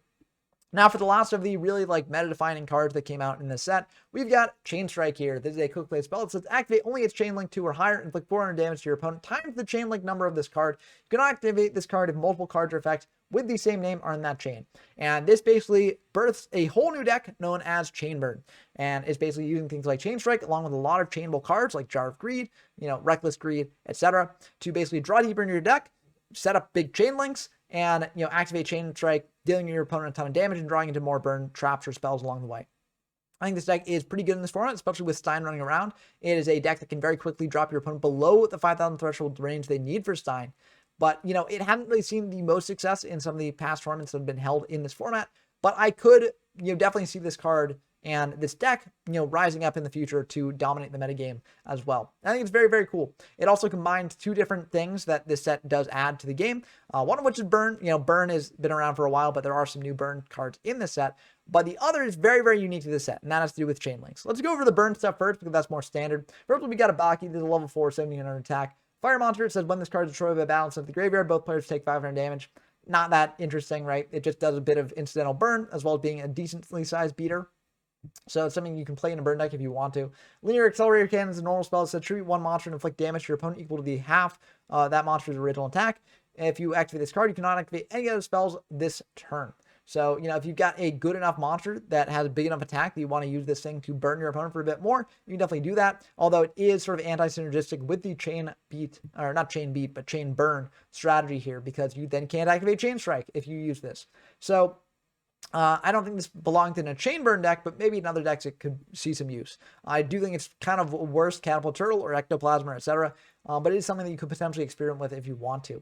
Next up, we got Blast Asmodean. This is a level 3 Fire Fiend. 1000 attack, 300 defense. Said if any spell or trap card are chained, inflict 500 damage to your opponent. So, of course, this goes into the chain burn deck. You know, in addition to the chaining, you get that additional damage off the Blast Asmodean. So that's kind of neat. I don't think that this adds to the chain. So, you know, that's good to know about.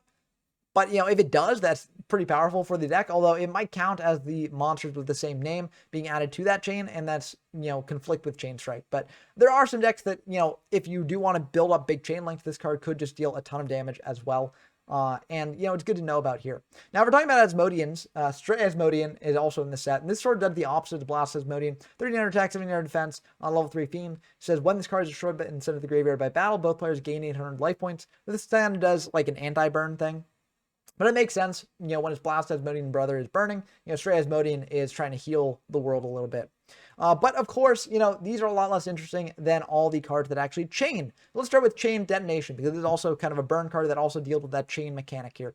So inflict 500 damage to your opponent if this card was activated at chain link 2 or 3. Add this card to the deck and shuffle it. If this card was activated at chain link 4 or higher, return this card to the hand. So this card, along with Chain Healing, do the same sort of thing here. This says gain 500 life points. If this card was activated at chain link 2 or 3, add this card to the deck and shuffle it. If this card was activated at chain link 4 or higher, return this card to the hand. So if you've got high enough chain links and you're using these things much later on, you basically get a recurable burn card in the case of detonation or a heal card in the case of healing. And in addition, you can set it for next turn to be another card in building up those chain links. So I think these cards are okay. I think that, compared to a lot of the other cards that you want to be chaining here, I don't think they're as good, especially because they have to be at chain link 4 or higher, and it's already tough enough to get that point when you've got Chain Strike going on. You want Chain Strike to be sort of the last card that you're activating the chain if you can help it to get the most damage there. So basically the ideal situation, you're activating this at chain link 4 and then Chain Strike as chain link 5. But that doesn't often happen. And, if you set it, it is taking up one of your spell and trap card zones to be using for these sort of chainable cards there. So it does make things awkward in that regard, but it is kind of interesting to see here. I don't think this will see too much play in these chain burn decks, but it's something that you can potentially try out if you want to. Now, a lot of the other chainable cards or cards that deal with things on the chain in this set do actually have sort of analogs to other powerful cards in the game's history. Accumulated Fortune is a normal trap. This is activate only at chain link 4 or higher, draw 2 cards. You cannot activate this card if multiple cards are effective with the same name or in that chain. So this is basically like a budget Pot of Greed that has to be at a certain chain link level. We've got Miraculous Rebirth, the quick play spell that says activate only at chain link 4 or higher. Select one monster from either player's graveyard and spell summon it. You cannot activate this card if multiple charge or effects with the same name are in the chain. I'm just going to exclude that from the remainder of these explanations, but just know that that is in a lot of these things because it doesn't want you chaining a bunch of these to get multiple of the same effect like that.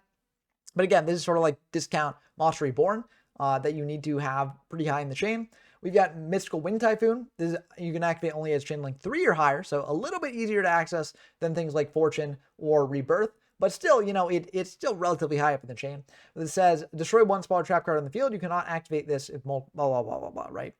So that's basically like a budget Mystical Spades Typhoon. And because Mystical Spades Typhoon is only limited and not banned, I think they felt that this was fine to do at chain link 3. And as opposed to chain link 4. Next up, we got Vanity's Call as a counter trap. So, if you want to play counter fairies with chain strike stuff, you can do that. But this is activate only at chain link 4 or higher, pay half your life points, negate the activation effect of all other cards in the same chain, and destroy them. Now, this is honestly not really worth playing in the chain strike decks, in my opinion.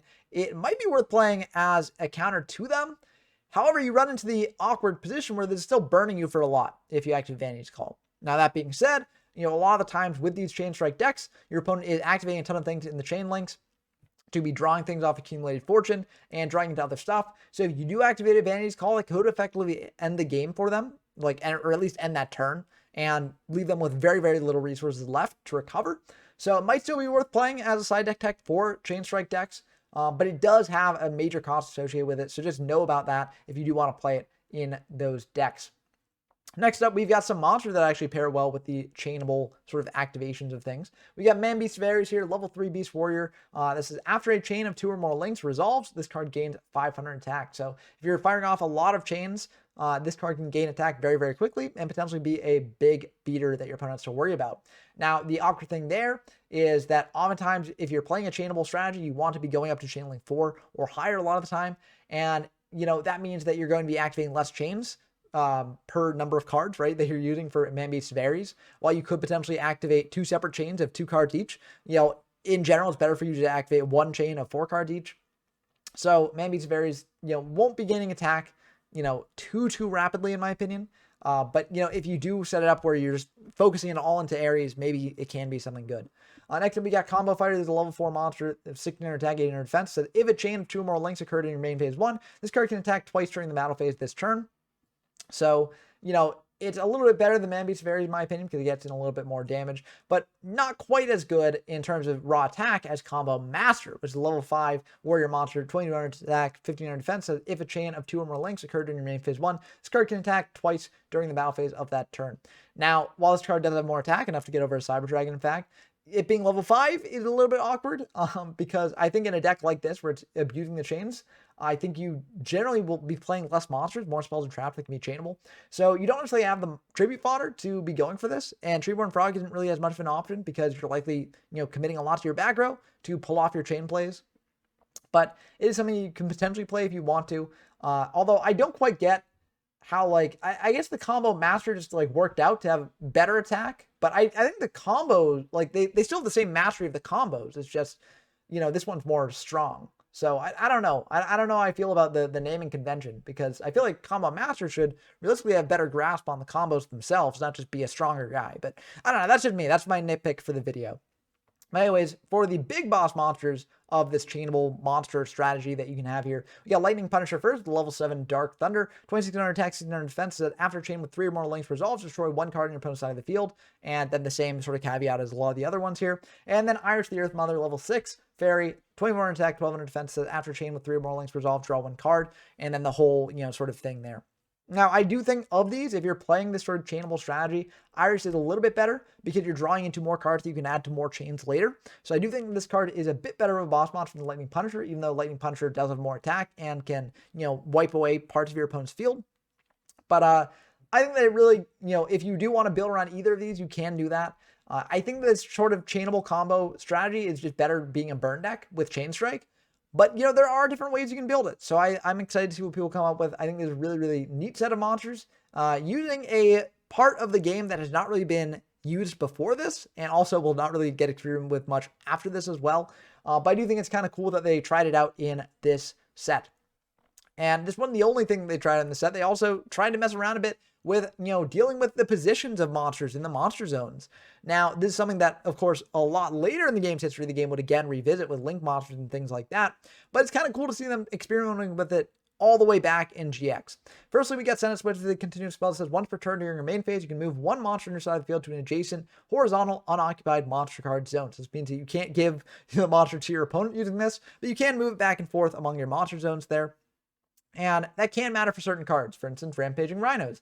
The level 3, 1500 attack, 1500 defense point monster that 1 per turn. This card can move to an adjacent horizontal unoccupied monster card zone. If this card attacks the monster in the same column, this card gains 500 attack during the damage step. So you can potentially buff this up to a 2000 attack point monster. Now, I don't really think that's the best thing in the world, because 2000 attack, again, does not get over Sidra. That is sort of like my gold standard. If we're talking about, like, okay, what does an attack boost have to do to make a monster particularly beefy to get over a ton of other things you want to get over? I generally say, like, can it beat Sidra? And this card can not only not beat Sidra, but also if it's attacked by an opponent's monster, it does not gain the 500 attack. So it can be neat as sort of like a one-turn battle trick where your opponent has a monster in a monster card zone, you summon this to that zone and then attack, into that monster.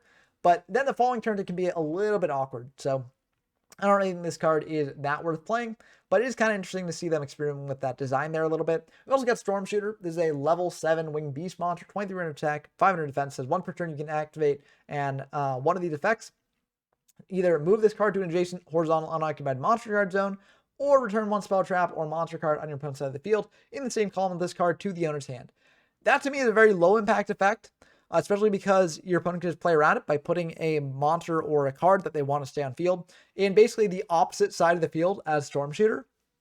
And now Senate Switch can help it get there a little bit, but it's a bit awkward to do that. I mean, you need like 3 Senate Switches to really be able to get this thing moving from one side of the field to the other pretty rapidly.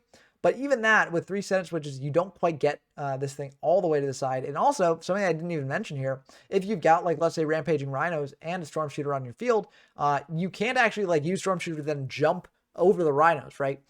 You actually would not be able to move past that Rhinos. You could move the Rhinos first and then move the Storm Shooter, but it actually would not be able to jump over the Rhinos. So that's another flaw for these decks. If you do have more than one monster on field, it really does stymie the ability of these cards to move around in this format.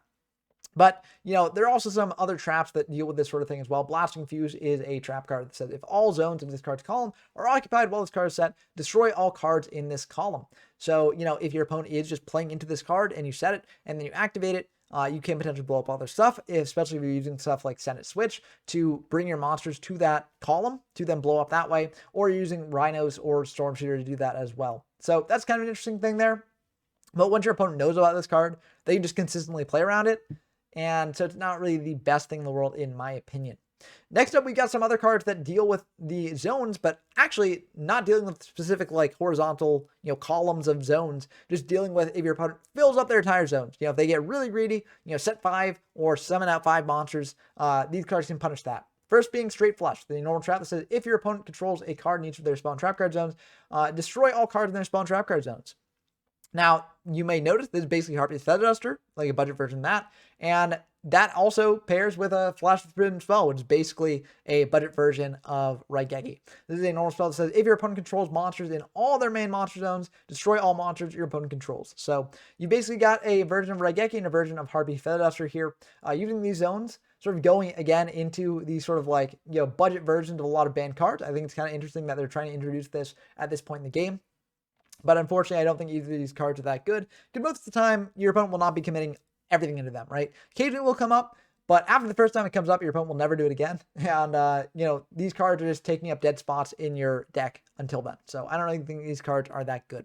Now, there's one last monster that does deal with columns here, and that is Alien Infiltrator. The level 2 alien monster, 800 attack, 500 defense, says once per turn, this card can move to an adjacent horizontal unoccupied monster zone. If no spell, trap, or monster card on your opponent's side of the field is in the same column as this card, it can attack your opponent directly. So one, I do think it's a bit harder for your opponent to play around this than playing around some of the other stuff, because as opposed to putting their own cards in places that they can't be gotten to by things like Rhinos or Storm Shooter, etc., this just is looking for an absence of cards. Now, once your opponent fills up their entire field, you generally will be able to find some, zones which are, empty, and you'll be able to attack indirectly with this thing. But also, this card's an alien. Kind of neat that they're tying this new mechanic thing that they're trying to figure out into a pre-existing archetype that they've already got. So I like to see that experimentation. Unfortunately for it, I don't think this card really goes with the alien strategy that much. 800 chip damage is like okay, but it doesn't have the effect that, reduces the opponent's attack by 300 for each counter on it. So I don't really think it's that good in that regard. And also, it's just too weak in my opinion. So, interesting card for sure, but I don't really think it's that good. Of course, it's one of the only alien card in this set. We also got Alien Mars, the level 3 reptile, 1000 attack, 1000 defense. So the effective effect monsters with A counters are negated except for Alien Mars. Now, this is a bit of a better card in my opinion. There are certain decks where you do want to shut off all your opponent's monster effects, and that's kind of nice.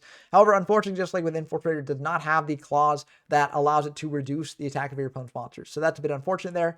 But, maybe something the alien deck is desperate enough to play. I don't know. We'll have to see exactly how the alien decks actually shape up. Still very, very jank strategy. It'll be cool to see what they do with it. Next up, we got Corruption Cell A. Is a normal spell that says place 1 A counter on one face-up monster on your opponent's side of the field. So it's basically a free way to get a counter on your opponent's monster and set up your alien plays. But in my opinion, going 1 card for 1 alien counter is not really that good. Because if you think about all the other monsters that place A counters, right? You got Alien Warrior, that sets up 2 A counters on your opponent's stuff. So it's basically going 1 for 2 A counters. You get Alien Gray, which does put a counter only 1 on your opponent's monster, but you get a draw if it's destroyed by battle. So that's basically going, 2 card, or not 2 cards, but it's basically going no cards for 1 counter, right? Because you're losing a card, but also you're drawing a card. So it's replacing itself, right? You got Alien Skull, which, does put 1 counter on itself, but it also clears an opponent's monster. So that's basically going, 1 for 1 in terms of the trade there, but it's also getting a counter on the card, right?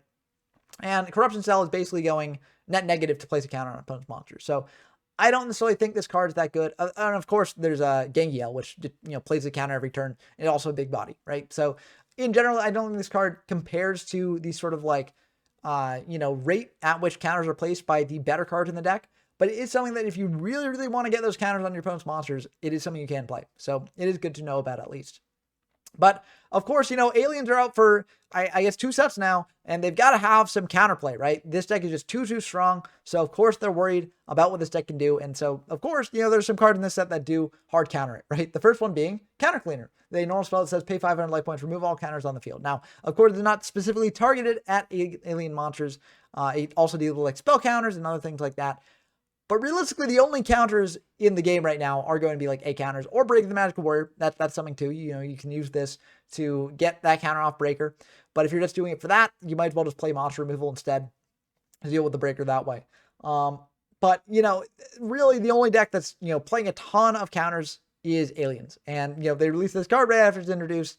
So it's kind of unfortunate for the alien deck. I don't think aliens are that good enough for people to actually start siding counter cleaner, but it is unfortunately something that exists to counter the alien strategy if you do really want to play it in your side. There's also Trojan Blast, the normal trap that says activate only when an opponent's card effect, shift control of a monster from your side of the field to theirs, destroy that one monster and inflict damage to your opponent's equal to the attack. Now, I could have put this in the burn section, but I think it is better as a counter to aliens because, what is the way that monsters are being taken control of in this format? Brainwashing Beam, right? Snatch Skills banned. I guess there are brain controls and other things like that, so this can stop Monarchs as well. But I think in general, like, against the Monarch strategy, you probably want to play other side deck options. Because even if you pop your own monster off of brain control, you're still taking damage from that and you're still in a vulnerable position because you've lost your monster, right? So I think in general, this is mainly used for against alien decks. Or I guess not. It's kind of just a bad side deck card against a lot of decks because it's still doing the thing against alien decks where you're still losing your monster and taking damage and in a vulnerable spot. So actually this card is just pretty bad in general. But I do kind of find it funny that, they released the aliens and then immediately released cards that are counters to them, in theory. But, they didn't just stop at countering the alien monsters. No, they had to kick another archetype when it was down with Level Down. This is a quick play spell card. It says select one face-up LV monster on the field to activate this card. Return the selected card to its owner's deck. And it's supposed to summon one monster from the owner's graveyard to their side of the field with the same name, but lower level, ignoring the summon conditions. So, if you're playing Armed Dragon or if you're playing Mystic Swordsmen, etc. and stuff, you can actually use this to combo with your own stuff potentially. Let's say you want to level down for some reason into a lower level to do more plays later on. You can potentially do that with this card, but mainly I think this card would be used as sort of a counter to the level strategy. And that's kind of unfortunate because LV monsters aren't really the best in general, I think. There are some decks that, do try and take advantage of them. I guess the Silent Magician stuff can be neat, or the Silent Swordsman stuff maybe as well. But in general, this thing is pretty disastrous for those decks. I guess counter cleaner is also kind of bad for the Silent Magicians for the LV monster there because they put counters as well. So just multiple ways to hit LV monsters in this set. But it makes sense why they did this because this set did introduce some new LV monsters. So maybe they were worried that the monster would just be too powerful. First of them is Dark Lucius level 4. The level 4 Earth Fiend. 1,000 attack, 300 defense to negate the effect of monsters destroyed by battle with this card. Once per turn during the standby phase of your next turn after this card is destroyed by a monster by battle, you can send this card to the graveyard to summon one Dark Lucius level 6 from your hand or deck. That is an abysmal summoning condition. That is worse than the summoning condition on Mystic Swordsman level 2, which is basically also destroy a monster by battle, but then the end phase, you get to send it for Mystic Swordsman level 4. This basically says, okay, destroy an opponent's monster by battle with this very, very weak monster, and then protect it for a turn. And then once you protect it for a turn, you get to then go into level 6. And that to me is a lot to ask for. I'm not the biggest fan of this sort of LV line here of the Dark Lucius. I think it is one of the worst of the LV lines. Now, that being said, it does have major lore connections in the form of Lucius being a form of Dark Grepher. It's actually the form portrayed on Sacred to Armor. So it is a very, very large number of lore connections to the Dark Luciuses. Unfortunately, that is really, really bad. I will also mention, I'm using Dimensional Inversion as sort of an illustration of Grepher, in his prime. But this card also released in the set is a normal trap that says activate only when a monster or monsters you own is removed from play by an opponent's effect, especially from one of those monsters. Now, this, in my opinion, only really comes up in the case of Bottomless Trap Hole, because, if you attack into Warrior Lady or DD Assailant or DD Warrior, etc., that banishing happens in the damage step. You can't activate this in the damage step because it doesn't modify attack and defense stats. So the only time you'll be able to use this is against Chaos monsters, but the Chaos monsters are all banned, or against Bottomless Trap Hole. So I feel like this is only really used there, but maybe there are some other use cases that could come up. I guess if you're playing against a Macro Monarch deck, right, and they have Macro Cosmos or they have Dimensional Fissure on field, maybe this could be used in that case. I don't actually know if that would count as being removed from play by an effect. I'm not sure if the effect has to be something that's being activated at that time rather than just a continual condition. If anyone does know if that's how this thing works or doesn't work, let me know down in the comments below because I would be very interested in knowing that. But I don't really think this card will see much play even if that does work that way, because if your opponent was able to remove one of your cards while they've got Dim Fissure or Macro Cosmos or something like that up, they can probably just remove it again. So I don't think this card is that good overall. But getting back to the Dark Luciuses, we've now got Dark Lucius level 6. Let's say if by some miracle you were able to level up Dark Lucius level 4, and now you got level 6, 1700 attack point monster.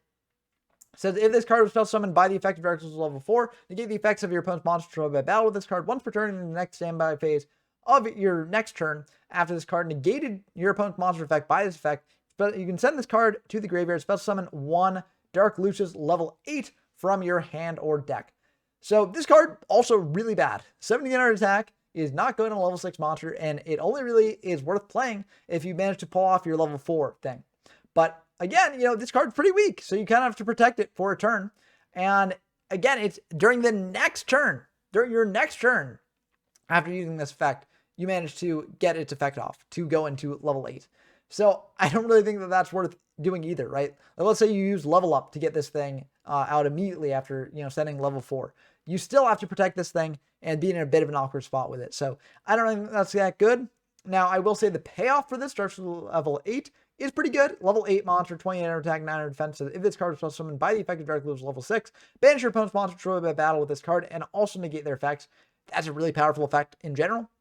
On 2800 body is pretty good, but the amount of investment it takes to actually get into this thing is just so much of a pipe dream that you'll never really reach it unless you just get really lucky and you draw 2 level ups in addition to a level 4 to then level up immediately into level 8. But even then, you've gone 3 cards deep into this thing, and you're playing a bunch of bricks in your deck beyond it too. So I don't think it's that worth it, but it is very interesting to see them revisit this sort of strategy. Of course, the other LV strategy in this set, I think, is a little bit better, namely the Allure Queen strategy. This is a strategy based around taking control of your opponent's monster and equipping them to your stuff. So let's start with level 3. Level 3, Spellcaster, 500 attack, 500 defense. Is 1 per turn during your main phase. Select 1 level 3 or lower monster on your opponent's side of the field and equip with this card. Only 1 card at a time can be equipped with this effect. If this card would be destroyed by battle, the equipped monster is destroyed instead.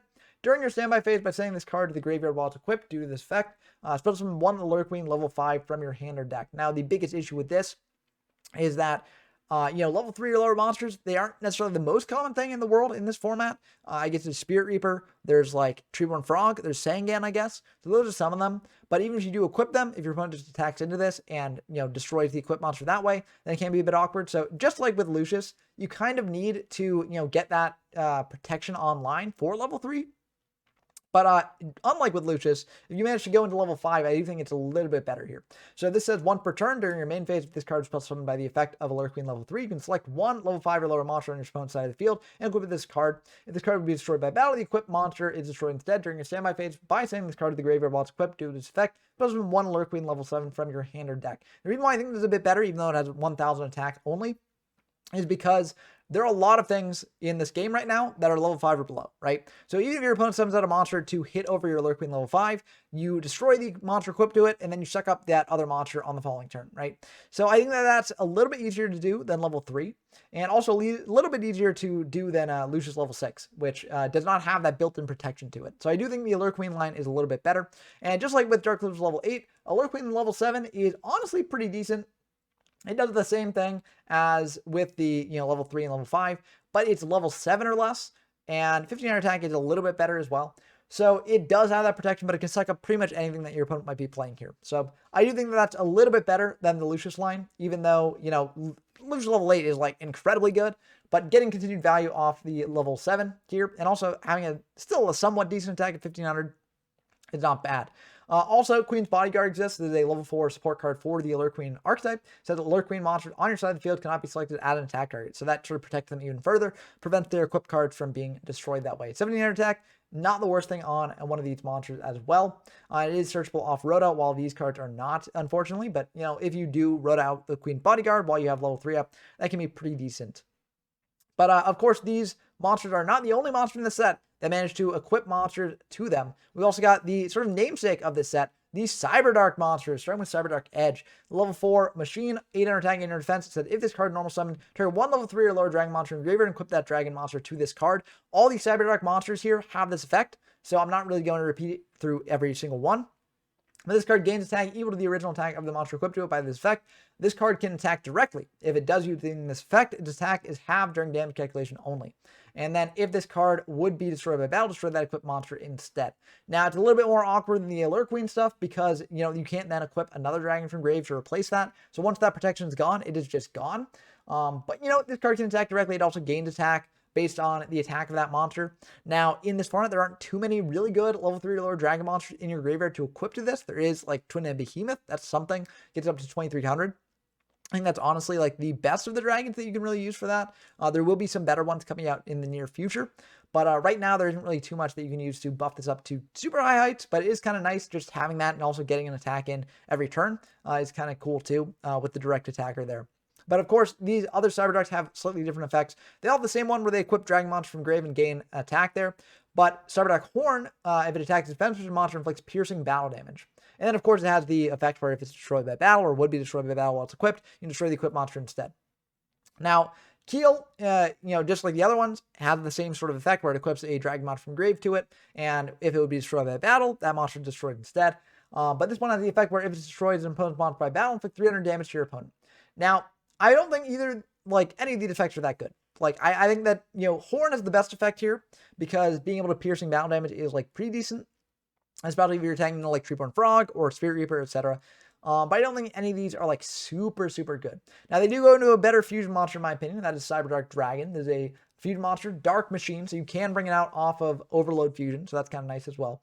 It's made up of Cyberdark Horn, Cyberdark Edge, and Cyberdark Keel. It says must be fusion summoned. If this card is special summoned, target one dragon monster in your graveyard, equip that target to this card, gain attack equal to the original attack of the monster equipped to it by this effect, and then gain 1 attack for each monster in your graveyard. If this card would be destroyed by battle, destroy that equipped monster instead.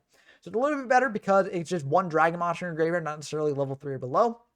And also it starts at a slightly higher starting value for its attack. Of course, the effect itself is not really as good as the other monsters in the Cyberdark lineup because, I think these are generally better than just gaining a 100 attack for each monster in your graveyard. You could argue that that gain is better than Keel because Keel just deals 300 damage flat, and you're probably gaining more than 300 attack off the Cyberdark Dragon. But if you're using something like Overload Fusion to bring this out, you are losing a lot of monsters from graveyard. That can be a bit tricky there as well. But I do think that this is kind of a neat strategy if you want to go in on the Cyberdark stuff and channel your inner Zane here. There were some other Cyber sort of cards released in this set, although they don't really have super good synergy with the Cyberdark, Dragon play. But Cyber Esper, this is a cyber monster that says while this card in face-up attack position, you can look at every card your opponent draws, 1200 attack, 1800 defense. So you're kind of disincentivized from leaving this in attack position by its stats. But if you do, you get to look at what they get, maybe pair it with Mind Crush or something like that. This card can be pretty decent in that regard. And if you're playing like Stall decks or something, then it could be good for that as well. There's also Cyber Ogre, which actually has, a surprising suite of support cards for it specifically. I don't necessarily know why. There's a level 5 machine that says by discarding this card from your hand to the graveyard, negate one battle involving a Cyber Ogre on your side of the field, and it gains 2,000 attack until the end of its next battle. This effect can be activated during either player's turns. And it's basically a battle trick for Cyber Ogres. However, Cyber Ogre on its own is only 1900 attack points on a level 5 monster. Not really the best thing in the world. But you can potentially fuse the Cyber Ogres together into a Cyber Ogre 2, level 7 machine fusion. Unfortunately, it's Earth, so you can't overload fusion into it, but it's 2600 attack, 900 defense. It says a fusion summon of this monster can only be conducted with the above materials, Cyber Ogre and Cyber Ogre. And then when this card attacks, it gains attack equal to half the attack of the attack target during damage calculation only. Now, I don't think that going all in on this devoted strategy is that good, even if they've got like an additional trap card, Pyro Sacrifice, which allows you to bring out a Cyber Ogre from hand if a monster on your side of the field is destroyed by battle.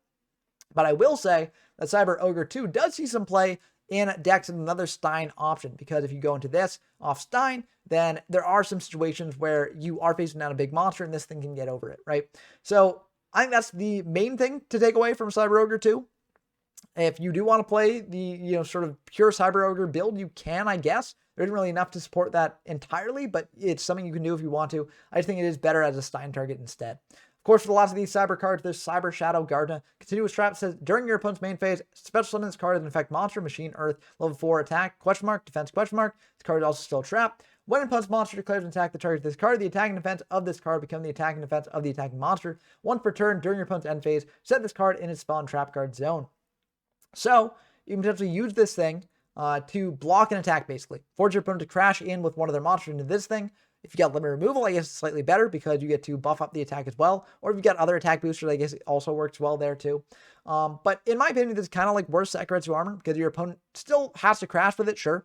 But they get to pick which monster they choose to crash into it with. And also it can be stopped by like, MST, Dust Tornado, etc. Just chain to this thing will stop it, as opposed to like, you can't chain like an MST to a Sekretsu armor and stop that, right? So I think this thing is not really that good in this format. It's kind of neat. I like the sort of like feel of it, but I really don't think it's worth playing here. Moving on to the last couple cards in the set. These cards, like, honestly, normally the dregs of the set are like really, really bad. But some of these cards are actually like somewhat decent. So I think that just goes to show that like, while there are a lot of like really awkward like archetypes and stuff in it, a lot of these sort of like one-off cards in this set are actually better than a lot of people give them credit for. First of them being Just to Break. Just to Break is a normal trap that says when your opponent's monster declares an attack on your normal monster, destroy all monsters on the field except attack position normal monsters.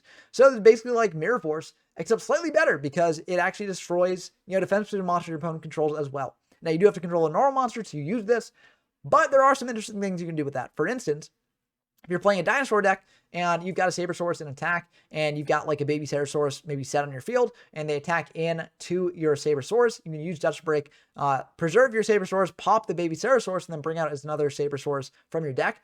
That's kind of neat. I'm not sure if that's worth playing in the Dino deck, but that's something you can do just, already with this card.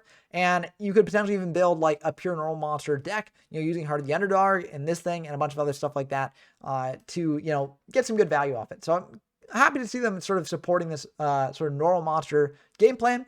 It's not really that good, but it is something that has existed in previous sets in the game's history, so it's cool to see them revisit that here. Next up is Flame Ogre. I don't think this card's that good, but it's something that you can pair with Mausoleum if you want to. Level 7, Fiend, 24 on attack, 7 defense. This card cannot be special summoned. When this card normal summon, draw 1 card. So, it can be, brought out off Mausoleum, and then you draw a card. And 24 on attack, which is not that bad on a monster, but the cannot be special summon thing is a really big sticking point for this card in a lot of decks. And being 2 tributes, it does not help either. So I don't think this card is that good. But it's interesting if you do want to play a more heavy tribute focused deck, maybe playing Mausoleum and stuff like that, you can potentially use this to your advantage. Next up, we got Degenerate Circuit. It can do a spell that says the controller of this card pays 500 life points during each of their standby phases. They're not optional. Monster cards that would be returned from the field to the hand are removed from play instead. So you can potentially build a bounce deck based around Degenerate Circuit, maybe using things like Golem Sentry or Guardian Statue, and maybe even things like Wall of Illusion if you really want to dig deep into the card pool. And then just keep bouncing back your opponent's stuff. Those monsters get removed from play, and then you don't have to worry about them, and that's pretty good. However, I do think it's not really the best in this form specifically because there are decks like Macro Monarchs running around, and Macro Monarchs, in addition to having Mobius to pop this thing, they also have DD Survivor. So if you attack in with DD Survivor, let's say into, one of your opponent's stuff, it bounces it back, but then it just comes back to the end phase, right? And the same thing would apply, like if you flip up a Golden Sentry, try and bounce back the DD Survivor and just get banished instead. Of course, you could always side out the Degenerate Circuit stuff in a case of winding up against that deck, but I just think this deck isn't quite there in this metagame. Ritual Forgone is a normal spell that says pay 1,000 life points, special summon 1 ritual monster from your hand, but it cannot attack, also destroy it during the end phase. You only activate 1 Ritual Forgone per turn. This is a very, very interesting card. It lets you immediately get out a ritual monster, which I'm not really sure is that good. I think in general, if you're playing a ritual deck, you want to be, pairing with ritual spells to bring out your stuff as opposed to playing it with Ritual Forgone. But there are some interesting things you can do with this. For instance, if you bring out like Doriato and pair it with Elemental Burst, you can potentially use that to wipe away your opponent's entire field, and that's pretty good there. You can use it to bring out Relinquish, suck up your opponent's monster, and then destroy that at the end phase. Use it to bring out Demise, wipe away the board that way. So there are some interesting things you can do with Ritual Forgone. It just feels awkward to me because most of those ritual decks, if you're playing them, you do have ways to bring out the ritual monster that you're generally leaning towards anyways, right? And Ritual Forgone, unsearchable, so you can't search it out with like Manju or, Sonic Bird or something like that. And so it's generally better if you're playing ritual monsters to go for the ritual strategies themselves. But it's still very interesting to see them build this card that like, kind of plays around with the design space of ritual monsters, kind of like they've been experimenting with the design space of fusion monsters in Power of the Duelist. But that's going to do it for the new cards from the core sets here. There are still a couple more promo cards to talk about, so I want to talk about those first, and then we can get into some example deck lists if you want to play this format for yourself. The biggest influx of promo cards came from Structure Deck 9, which was like Dinosaurs Revolution or something like that. I forget the exact name of it. It was Structure Deck 9. I did get it as a kid, and I really loved this structure deck. I think it was really fun. And part of that's because, you just get to bring out big dinos and try and win with that. And that's always fun as a kid, just try and bring a big guy attack in, right? The boss monster of the deck is Superconductor Tyranno. This is a dinosaur with 3,300 attack, 1,400 defense. Says 1 per turn, you contribute 1 monster, inflict 1,000 damage to your opponent. This card cannot declare an attack the turn the effect is activated. But it's kind of nice that you have multiple different options to go with this card. You can either attack in for a lot of damage, or if you just want to sit on it and burn for a bit, you can do that as well. So I like this card a lot. Also, there are ways to bring this thing out, like with the Miracle Jurassic Egg, as I mentioned earlier, or with Big Evolution Pill. There's a normal spell that says after this card's activation remains on field, but destroyed during your opponent's third end phase. Tribute 1 dinosaur monster to activate this card. While this card is face up on the field, you can normal summon level 5 or higher dinosaur monsters without tributing. So it can be a little bit awkward for you, because you do require monster on field first to then tribute and then bring out other dinosaur monsters from hand. But if you have enough dinosaur tribute monsters, it can pay off over a long period of time. Also, if you send something like Black Terra off this thing, you will be able to get it back, I'm pretty sure. So, it can sort of recycle that resource if you want to play with that. But I think in general, this card might not be worth playing in a dinosaur deck, but if you do want to go all in on the big tribute guys, it could be worth experimenting with a little bit. Hunting Instinct is probably, in my opinion, the best way to get out your dinosaurs. This is a normal trap that says when a monster is special summoned to your opponent's field except during damage step, special summon 1 dinosaur monster from your hand. And you might be thinking, well, how many times is this going to happen? And there are actually a lot of decks in the metagame where that can be very good against. For instance, Stein OTK, right? If they bring out a fusion monster off Stein, you activate Hunting Instinct, bring out a dinosaur. Of course, you're probably losing it to the fusion monster that your opponent brings out. But let's say they go into Cyber Twin instead of like Cyber End. You bring out a old Superconductor Tyranno, and that blocks off the Cyber Twin, right?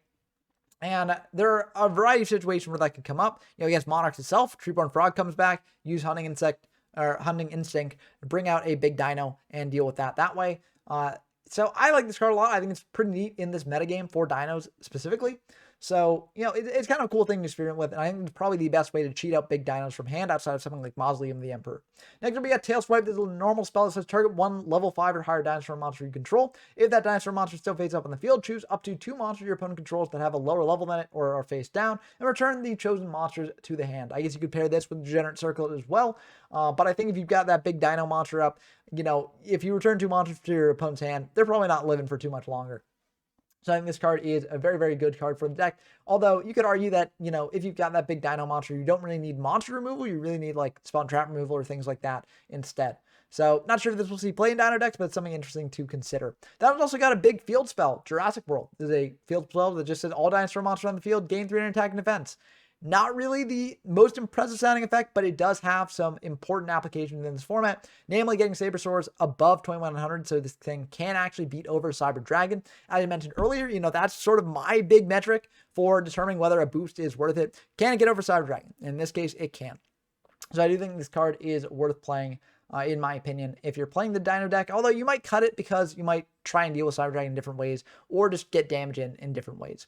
But if you've got Jurassic World, you can also activate Volcanic Eruption, the normal trap that says this card is not treated as a volcanic card, because that's a archetype that comes out later. But it says during your end phase, if you control Jurassic World, destroy all cards on the field. Now, I actually don't like this card that much, because it says during your end phase. So this means that you're basically giving your opponent free ride to do whatever they want on their turn. But, if they have set up a really big board and stuff, and all you've got is like Jurassic World and Volcanic Eruption, I guess you could go for it. But including this card in a deck just feels kind of defeatist to me. I will say there are some things you can do with it, specifically with Baby Sabersaurus. If you've got Baby Sabersaurus on your field and you use this card, pop the entire board, get out like a Sabersaurus. Yeah, you end on that, or you could get out even a Miracle Jurassic Egg to wall up a little bit.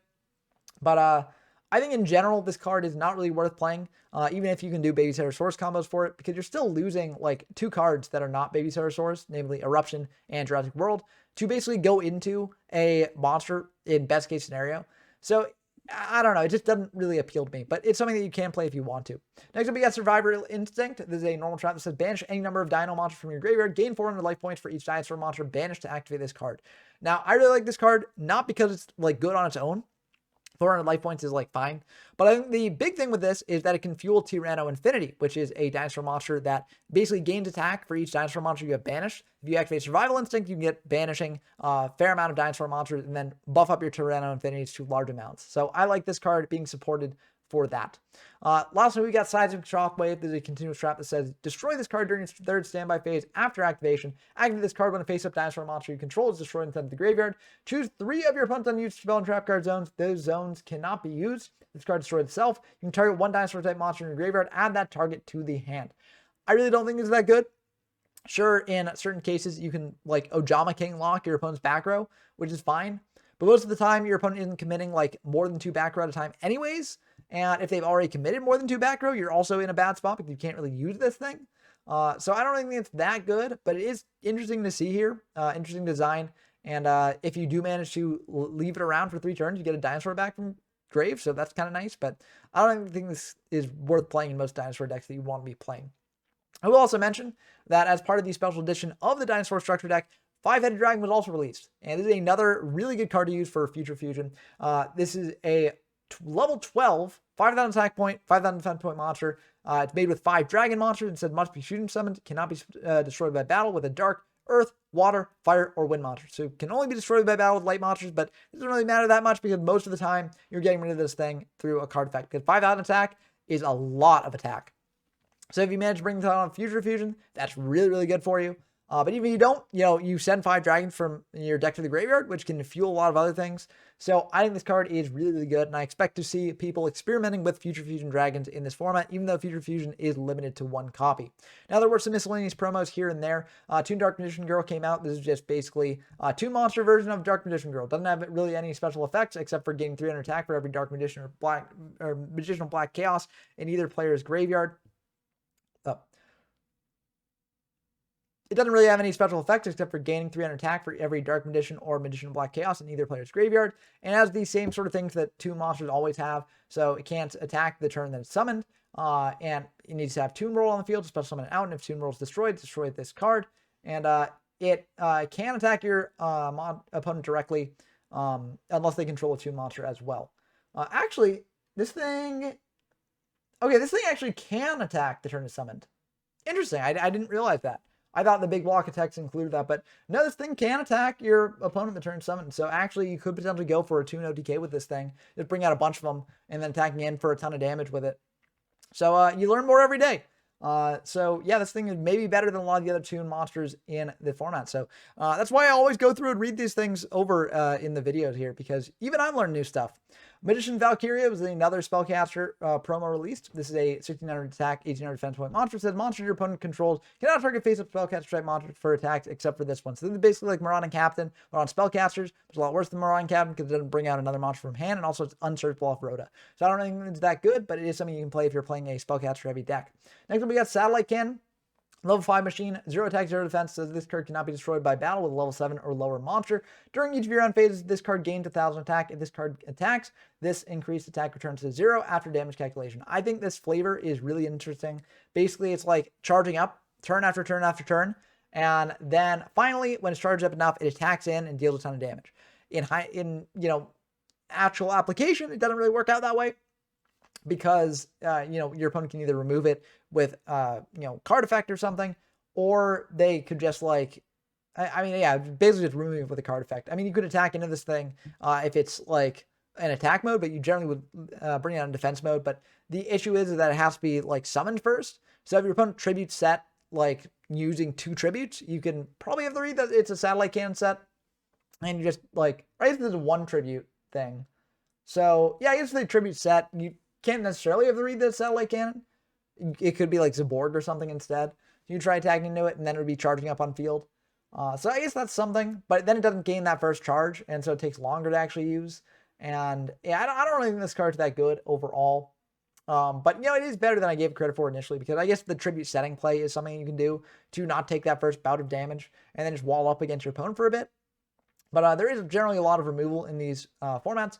And also, if you're going for Stein OTK and you've got like Limiter in the deck as well, and you go to Cyber End, attack into this thing, that's just the end of the game basically, if this is in defense.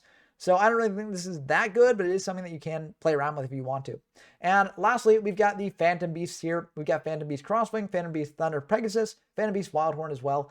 I really like these cards as a kid because I thought there would be more of them coming, but there was not. There's just these 3 mainly. So Phantom Beast Crosswing is a 1300 attack, 1300 defense Beast Warrior monster. It says while this card is in the graveyard, all Phantom Beast monsters on the field gain 300 attack. Phantom Beast Thunder Pegasus is a level 4 Beast Warrior, 700 attack, 2000 defense. Says when an opponent's monster declares an attack, you banish this card from your graveyard, then target one Phantom Beast monster you control. That monster you control cannot be destroyed by battle this turn.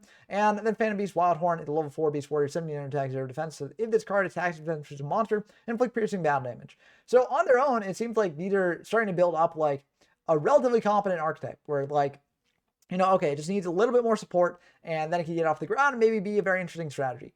But unfortunately, these three are the only Phantom Beasts that come out for quite some time. So I don't really think the strategy is that good with just these three monsters. But if you really do want to go all in, playing like 3 copies of each and then trying to make something work there, I guess you could do it.